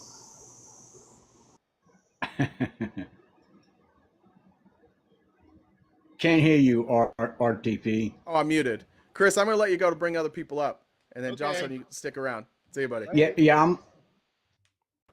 I'm going to run too, but I want to say something to Chris. Oh, he left. I just wanted to agree with him earlier when he said that they just keep bringing up the same subject over and over after they've already been schooled on it, like the XL pipeline and Trump didn't know his charges. That just, I want to explode every time I hear that. And I also just came up to say, you being solo this week, I want to thank you for doing what you do, and you did a great job. Thanks. And can we get can we get some clapping hands in the comment section for RTP this week? Thank you. Hey, listen, it was. It would have been easy for you guys. It was hard as hell for me. I'm gonna be honest. This has been it's been a fucking nightmare, but it's been worth it. What's up, bro? Hey, you were great. Thanks, Johnson. Appreciate it. Let me read a couple comments real quick, guys. From Jamie, just because Repubs won't debate one-on-one and you will. That's true. Kyrina, I think, sorry if I messed that up. Happy Dad Day, Zaddy, and birthday, Sexy Felice. It is Felice's birthday this weekend. I don't even know what today's date is, so I'm not sure. But thank you. All right. Who was talking? I was. What's up, man? This is my first time talking to you. I'm also one of the people that fucking gets distracted all day at work because I'm listening to your show, which sucks. But I mean, it's hard not to. I gotta refrain myself sometimes. But I just wanted to ask you one question, and it's a pretty serious question because I'm not. I wouldn't say I'm particularly a Joe Biden fan, but it's like a two-part question. Because I wasn't really into politics before Donald Trump. And when he came into office, it really opened my eyes to how fucked up this country is, to the fact that we nominated this man and he won the presidency. But my question, I guess, for you is, what do you think Joe Biden's legacy as a president is going to be? And what do you think it would be if we didn't have this disease of MAGA fucking our country up? Because in my opinion, right, I didn't know anything about Joe Biden until he ran for office. But since he's been president, I feel like, for the most part, I don't like how he's handled some things. I feel like for the most part, he's done a phenomenal job as president, like legislative-wise, getting bipartisan bills done. And to think that, of all people, the right loves Donald Trump so much that they completely have destroyed this man, who, for what I've seen in the last 4 years, is a very decent human being and a good president. And I was just wondering what you think his legacy is going to be. And what it would have been if we weren't dealing with this problem that is MAGA in our country. Yeah, so I think legacies are often determined by a couple of things. One, like, did something historic happen when you were president? And we remember presidents when historic things happened. This is historic, right? We had COVID. Recovering from COVID, that was historic. So statistically, then you're going to look at presidents down the road because everybody has their opinion about, like, the people that hated Obama are still going to hate Obama, but eventually those people are going to die. And then what will we be left with? We'll be left with his actual record. And that's, I think, where we really judge presidents. And when you look back on presidents, you can look at the financial crisis of 2008 and you can look at the recovery there from President Obama. That will be his legacy. His legacy will also be, like, for the very first time, he'll be the president who got universal health care in the door. He got a foot in the door, but he didn't get it done. Joe Biden is going to be remembered by his economic recovery numbers and his ability, I think, to stay out of wars. The weird thing is I think the very stuff that MAGA is most critical of Joe Biden are the things that he will be remembered for being the best at. I think historically he will be remembered well, not as maybe one of the greats, but it almost more like when we look at Clinton's legacy, where, like, a lot of people don't want to side with Clinton, but, like, the numbers were good, right? The numbers under Clinton were good, and I think that's what Joe Biden's legacy will be. Got it, man. Thank you. I appreciate it. I Thanks, appreciate you brother. having me on, man. I enjoy your show. Thanks, brother. Thank you. See ya. Pizza for breakfast. Okay, how goes it? Wonderful. I think Did I are you mute? muted? Sorry, I can't hear you. Sorry, I might have muted. It's No wonderful. worries. Thank you. Sorry about that. Yeah, all good. I was going to add to that, and I was going to say that it's not just what Biden's been able to pass. It's what he's been able to pass in wake of one of the most ineffective and horrible GOPs ever. Like, that's just testament to like how good a president he is. Like, Maybe one thing I missed there was January 6th too. Like that there was literally an insurrection that tried to keep him from office, and he handled that well, and he went through. Yeah. I mean, I don't know what Joe Biden could have done a lot better. There's places I think he could have done better, but given what he has, the Congress he has, it's pretty remarkable, to be honest. And look at the Her report. Like, look at the hours that he had to endure of questioning. And this was, like, right after October 7th, too. Like, yeah, like they're throwing everything at this guy, and he's 81, and he's still doing pretty. He's like in a new country or a new state every single day. Yeah. Cruising around, he's doing great. I agree. Last thing I'll say, and then I'll drop down, is I'm not saying people forget this, but Trump has 34 charges against him. That's monumental. Yeah. And, like, I noticed that MAGA tries to gaslight and undervalue that moment in history, but it's so important. And I think sometimes it's easy to forget that happened. Yeah, when the previous record is 0 and you have 34, that's pretty monumental. Yeah. I agree. So yeah, I just want to say, people, don't forget that this happened. This guy can be touched. He's not immortal. He's a piece of shit, and he can be touched. I agree. All right, thank you. I'm going to drop down. Brother. Thanks again. What's up, Eric? Hey, RTP, I just wanted to come up here and I listen to all of you guys, you know, you, Tommy, Harry, all of you guys, and I don't know how you guys do it. Like, you guys have the patience of saints, man. I just don't get it, but thank you for what you do. I learn a lot every time I tune into you guys, so just want to say thank you.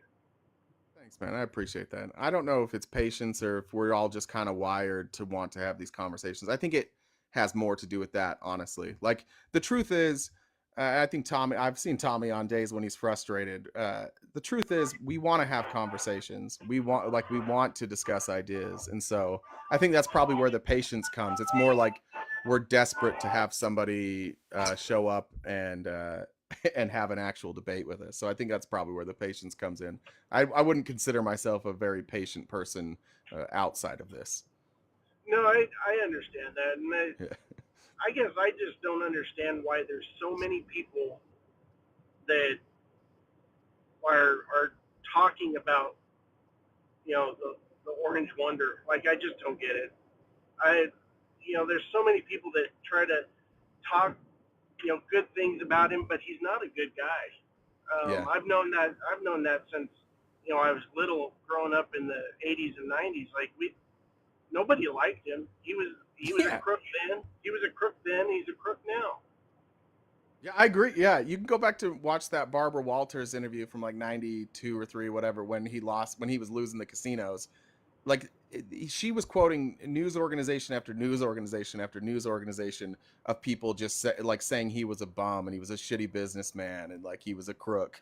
That's who he was. He was a villain on The Apprentice. He was always a villain. The revisionist history is by conservatives pretending that he was well liked. He was never well liked. He was a villain. No, he was their dirtbag. He didn't pay his workers.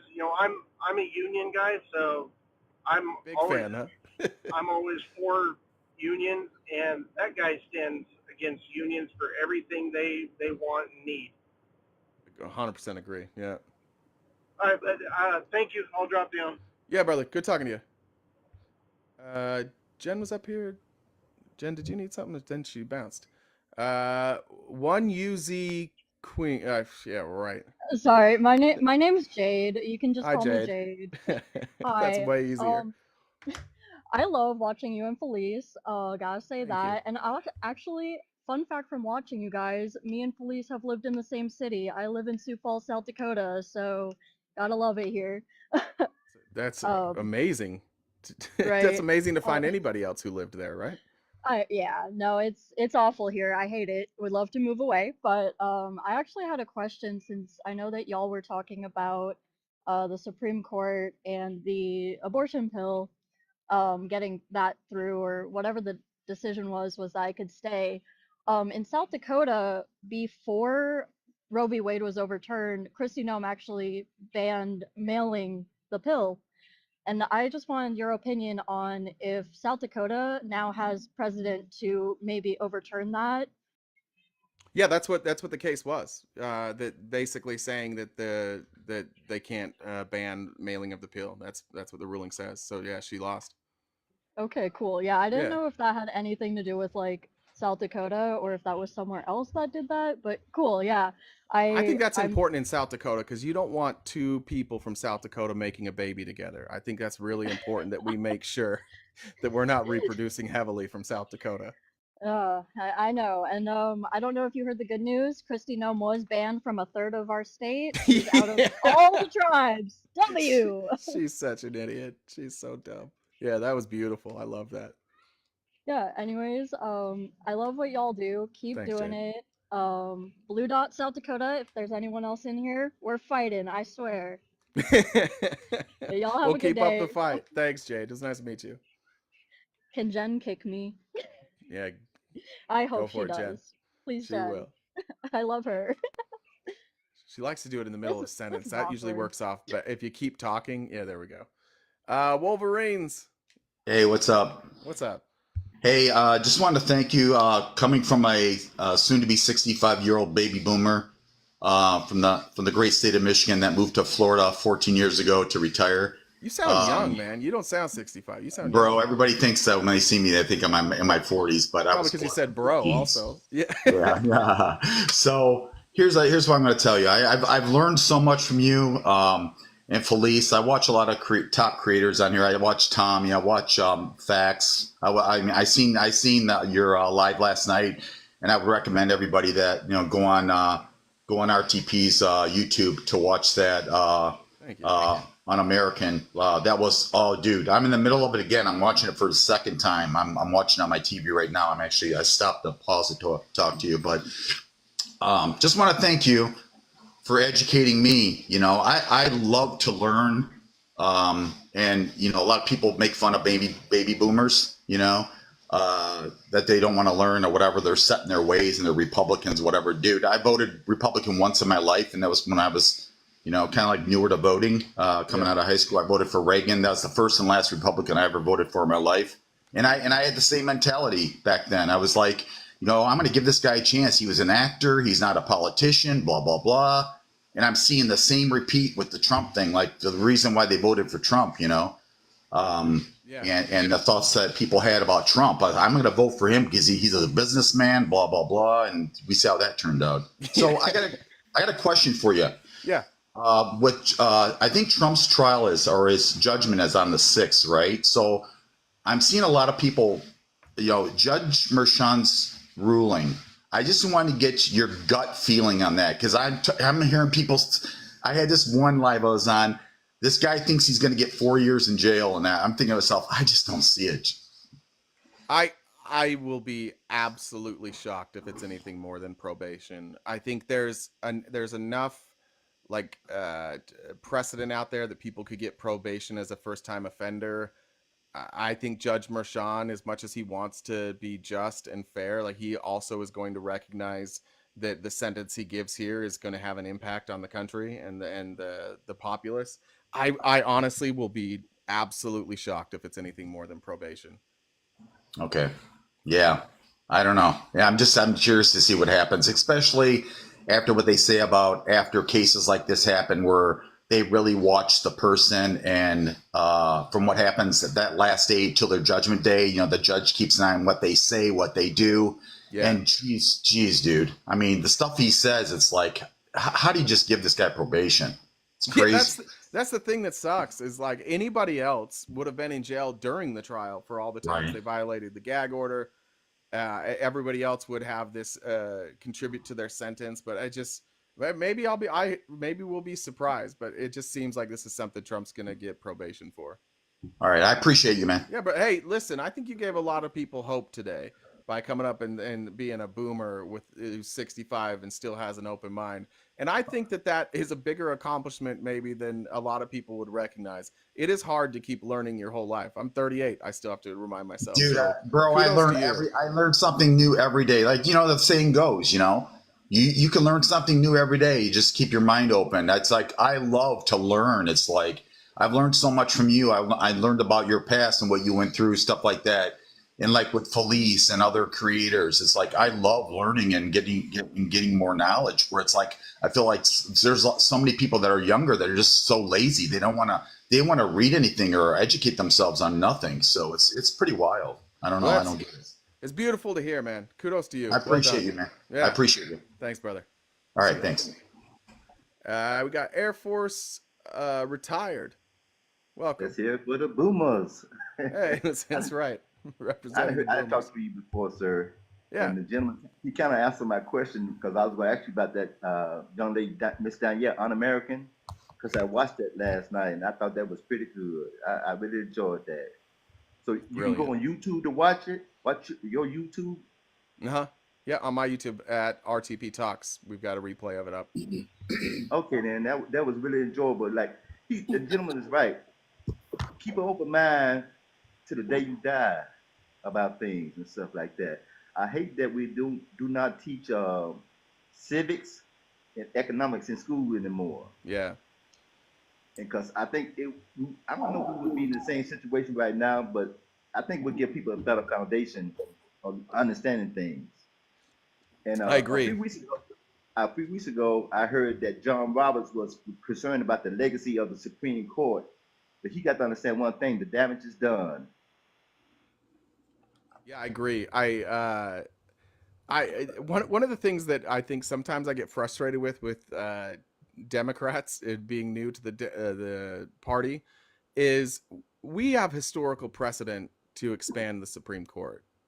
This is what happened. There used to be 9 lower courts, so we had 9 Supreme Court justices. Now I think 13 now, so we should have 13.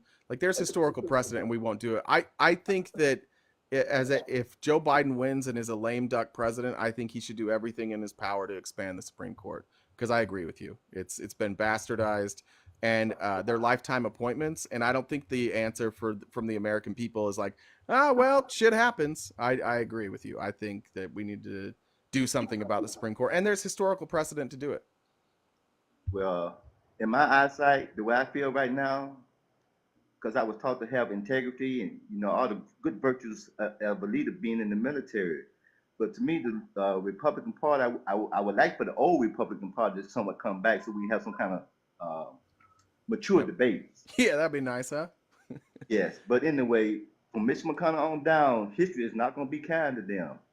Amen. All right, so you all have a good day. I'm going to go look at that YouTube of you, okay? All right, brother. Have a good weekend. The same. See it. Jason, what's up, man? All right, TP, how you doing? Good, man. How are you? Not too bad, thanks. Is Hey, that rose for me? Is that a rose? What is that in that picture? I'll tell you what, it's whatever you want it to be. How's that? All right. Thanks. I don't even know what picture I have up there, to be honest with you. All right.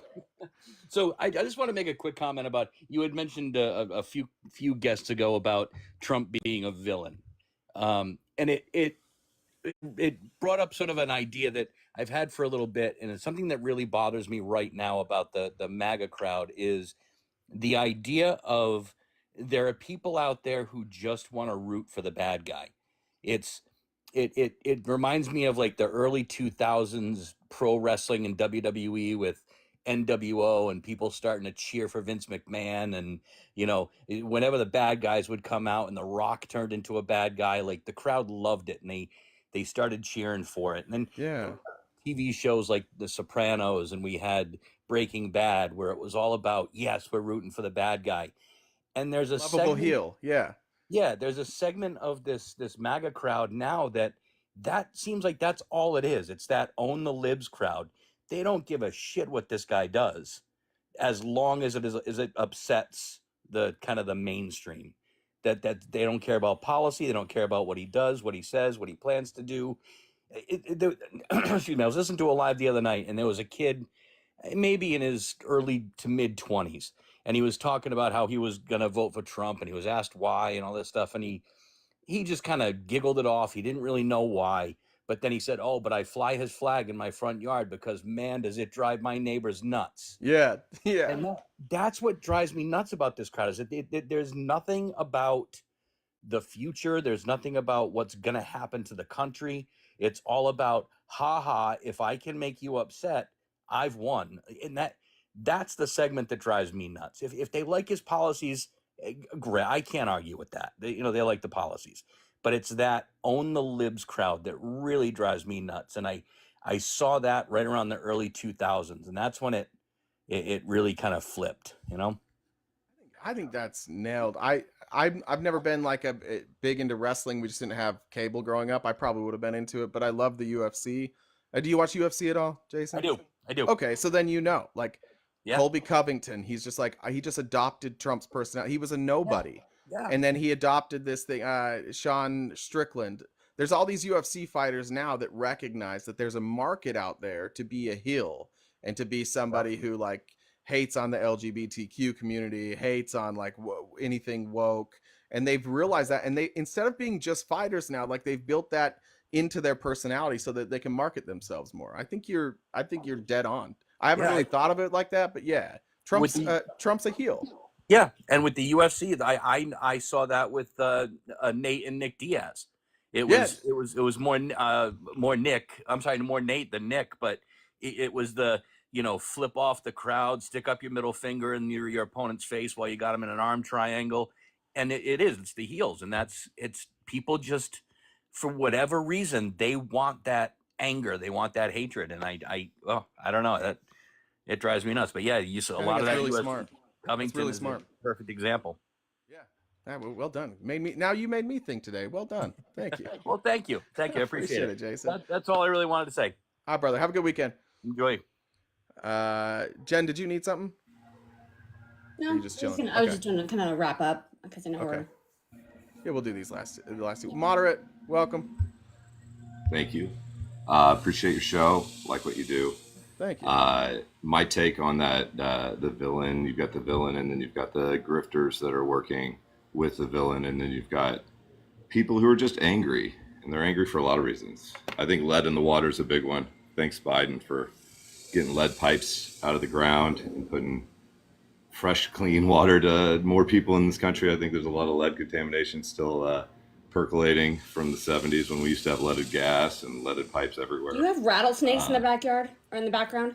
They're locusts. I am outside. Yeah. Holy shit! Those are locusts. Are those actually? Oh man. Yeah, you hear it? Yeah, are you in the Midwest somewhere? Holy crap! In Texas, actually, they've been pretty quiet this year, but They're out today for some reason. Sound like MAGA cicadas there. Yeah, sure. They're everywhere. But yeah, no, I wanted to come up and talk about Trump being on probation. That is a big pain in the ass. I've recently gotten off probation for I did not get a DUI. And thank you, I appreciate it. Did my penance to society and fulfilled my duties, and I'm good. But like, it's hard for me to get a job because of things that are on my record. I'm a troublemaker in general, but it's hard for me to get a job because they'll do a search and they'll find something, whatever. He's running for president. Yeah, you should just run for office. You're safe. I guess so. I and don't know then if you were in that live last night, but like that's one of the draws to a lot of people about conservatism is that it offers protection. As long as you agree with their views, you can be a pretty shitty person. You can have a really shitty past. But as long as you're like, I'm with MAGA, they take you in and you're protected and you have an audience, you have a group of friends, you have a support system. Like that, because all they ask is that you're loyal to Trump. So it has become like a place that attracts kind of scummy people because they know if they go there and say the right things, they're protected. Well, even before Trump, it was a cult of sorts, a cult of tax cuts and Christian conservatism, and Trump has absolutely taken it to a different new level of loyalty, and just we're disgusting people. You get to be disgusting, and you get to be and do whatever you want, and as long as you're on the team, it's fine. And people accept it to no end, and I feel those people that allow it to happen within their own party are disgusting also, unfortunately. And like, Amen. I don't like it. My parents vote Republican, and I don't think they like it, but they do it for their own reasons. And but there's a lot of people that are into this villain attitude, and it's gross. But again, he's terrible. But like probation, I heard today there's somebody on a TikTok that said he refused to take his piss test on his probation. Like if you do that, you go straight to jail. I haven't heard that. Real life. Like, I don't know if it's true. I haven't. It was like a real odd TikTok I saw. But like if he doesn't conform to his probation requirements, like he's going to be thrown in jail or should be thrown in jail. Like I would say this dude can't pass a piss test. I don't know if this is news to anybody, but all that stuff he's been saying about Biden and the specificity of the types of substances Republicans keep saying that Biden is on, it's because they're on them and they're not prescribed. Yeah, I guess I'm not surprised by that, but I didn't know that he dodged that. I don't. Well, I'm not confirmed. Not confirmed. I don't want it for speculation. A lot of theory. people are agreeing in the comments, so I don't know. I'll have to check it out. Yeah. So, but no, he's and it's going to be for a whole year. He's got to do this. He's got to report every bit of travel he takes. It's good. I feel bad for the probation officer, honestly. Like what a bear. Like I mean, they've got like I would say 70% of people don't make it through probation and end up going to jail. Like it's tough to do it. You've got to pass your piss test. You can't get in trouble again. You can't do anything. And like a lot of folks that are in that downward spiral in that system, like don't make it through that. But like he's gonna get given kid gloves the whole time, and like he's not gonna be held to account on anything. No chance. And I don't think he's going to jail either. He's definitely he doesn't have any felonies on his record before. He's not going to jail. Yeah, I agree. Yeah. All right, All right, brother. Well, thanks for sharing time, and thanks for the cicadas. It was lovely. Those are snakes. You're not going to tell me otherwise. They sound like snakes. I'm not believing that. They're creeping me out, by the way. So. I'm sure there's a rattlesnake around here somewhere. Thanks, brother. All right, see you guys. We'll see you. Hey, Chris. Hey, Jay. How are you? Hey, Jen. Wonderful. Hey, real quick. I see Kyle and Galactic. I was gonna cut him off if they're Kyle. I send you requests and then you drop out. Don't leave. We'll let you come up and we'll cut it off after you and Galactic. So if anyone else comes up after that, we'll. I love you. Stop asking in there too. For some reason, Jen can never see you. I don't know why. I never see her in requests. So I'll bring them up. But those are the last three, and then I gotta take off. Okay. Hey, Chris. Hey. Okay. So I just had a really quick question. You've probably never been asked before because I'm very smart. But if you were on a boat and the boat was sinking because of the weight of the boat, and there was a shark 10 feet away, would you choose electrocution or the shark? I would just leave the Trump rally. That's what I would do. That's a great question. I know. I've been just going around asking everybody because I wouldn't not go near the shark. Well, I mean, Jay does like fish. Usually they're catfish. So it could be the shark. Devastating. I don't know. Devastating. Okay. I was just kidding. Y'all have a good day. That's it. Thanks, Chris. You're Appreciate it. welcome. Bye. Kyle, what's up? Hey, how's it going, Jay? I've been wanting to come up here for a while. I've been trying to build up my following, but man, I've followed you for a long time, and I appreciate everything you do. You've given me quite a lot of ammunition to argue with my family, which has made them quite aggravated, as well as my wife. But, Sorry about that. It's all good. I enjoy it now. It's just an entertaining family reunion anymore. So, but yeah, I just want to go up and say you guys are awesome. Jen, Felice, you guys have just been awesome. I definitely know where to look when I want to find information, and I can find information a lot easier now with guidance from you all. So I appreciate it. that. Thanks, man. Good luck with that. Keep fighting. You got this. I will, much to my wife's dismay there. But yeah, if you could go ahead and kick me whenever you get a chance, Jen. There you go, Jen. Yep, got it. Jen's got it. Galactic Macaroni, what's up? You're muted. Hello. Hey. I totally forgot. Oh no, cicadas. So,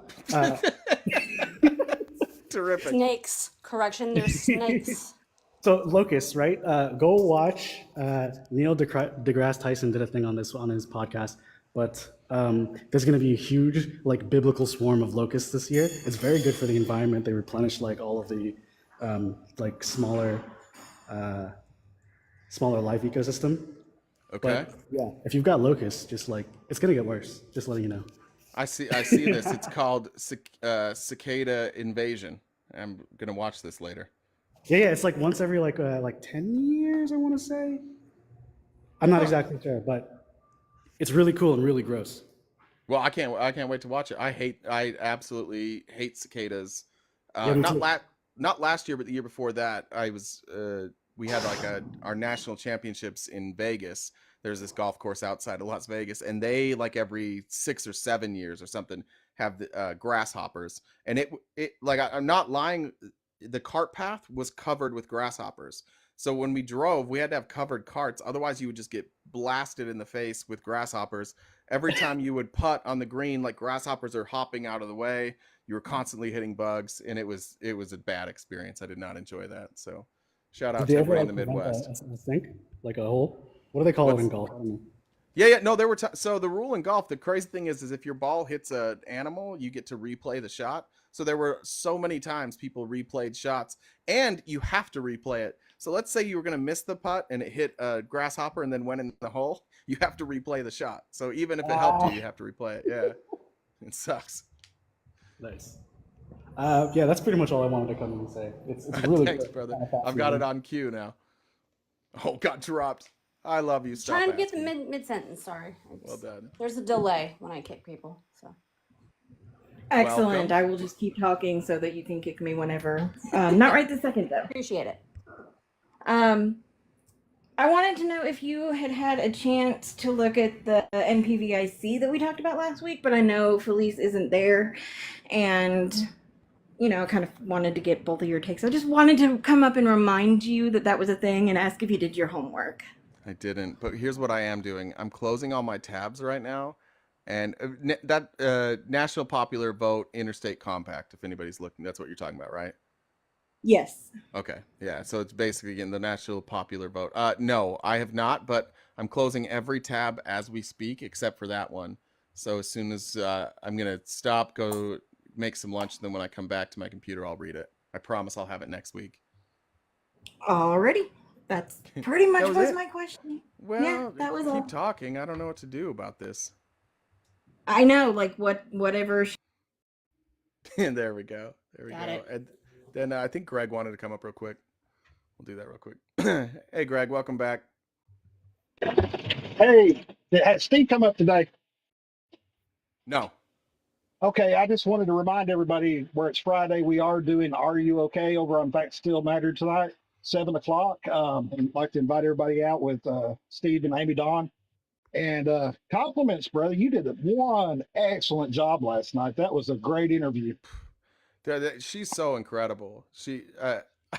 Somebody was asking me about it last night, and I was like, within 12 seconds, I realized I'm here to listen. So I'm glad that I was able to provide some insight. But yeah, that was incredible. Yeah, she is. She's absolutely incredible. And for those who did watch that, Danielle Mesnick-Young's got a podcast coming out on July 4th. It's called Cults and the Culting of America. It's going to be really interesting. A lot of different cult topics and everything coming up. So just watch for it. You'll be able to listen to that wherever you listen to any podcast. And I'm just waiting for Jen to drop me. I don't know why she's delaying so long. I can't believe it. It took way longer than I thought. I know she's. There we go. Yeah, if you guys want to watch the replay of that, it was an amazing event last night. It's on our YouTube. Head over there. Make sure you're subscribed.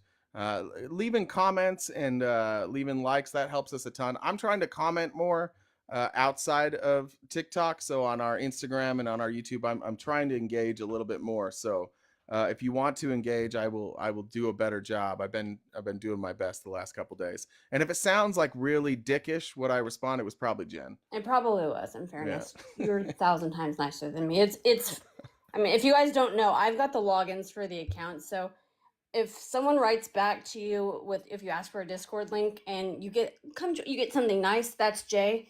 If you just get the Discord link, it's me. So that's true. That's true. But yeah, no, so I was just coming up to remind everybody, if you guys want to link to the Discord, you can send myself, any other mod, or Jay a message, and we can get you into there. It's a lot of fun. We roast Jay a lot and other people.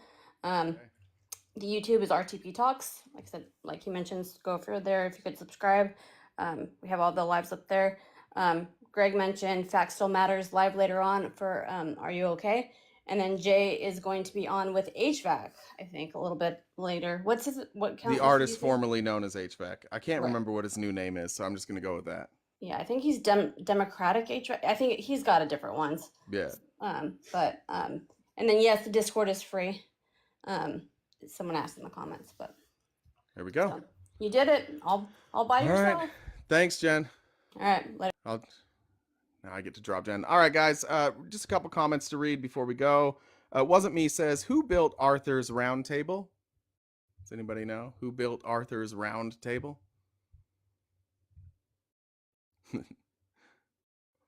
Circumference. I like that one. And then Sue, let me get this last one in. Son of a bitch. Sue said, Jay, we are all here to support you and learn more. Love you, and happy birthday to Felice. Thank you, Sue. Thank you guys for putting up with me these last couple of days. I actually had a really good time. You'll notice the stories when I choose them sometimes a little more silly. So I appreciate you guys indulging me.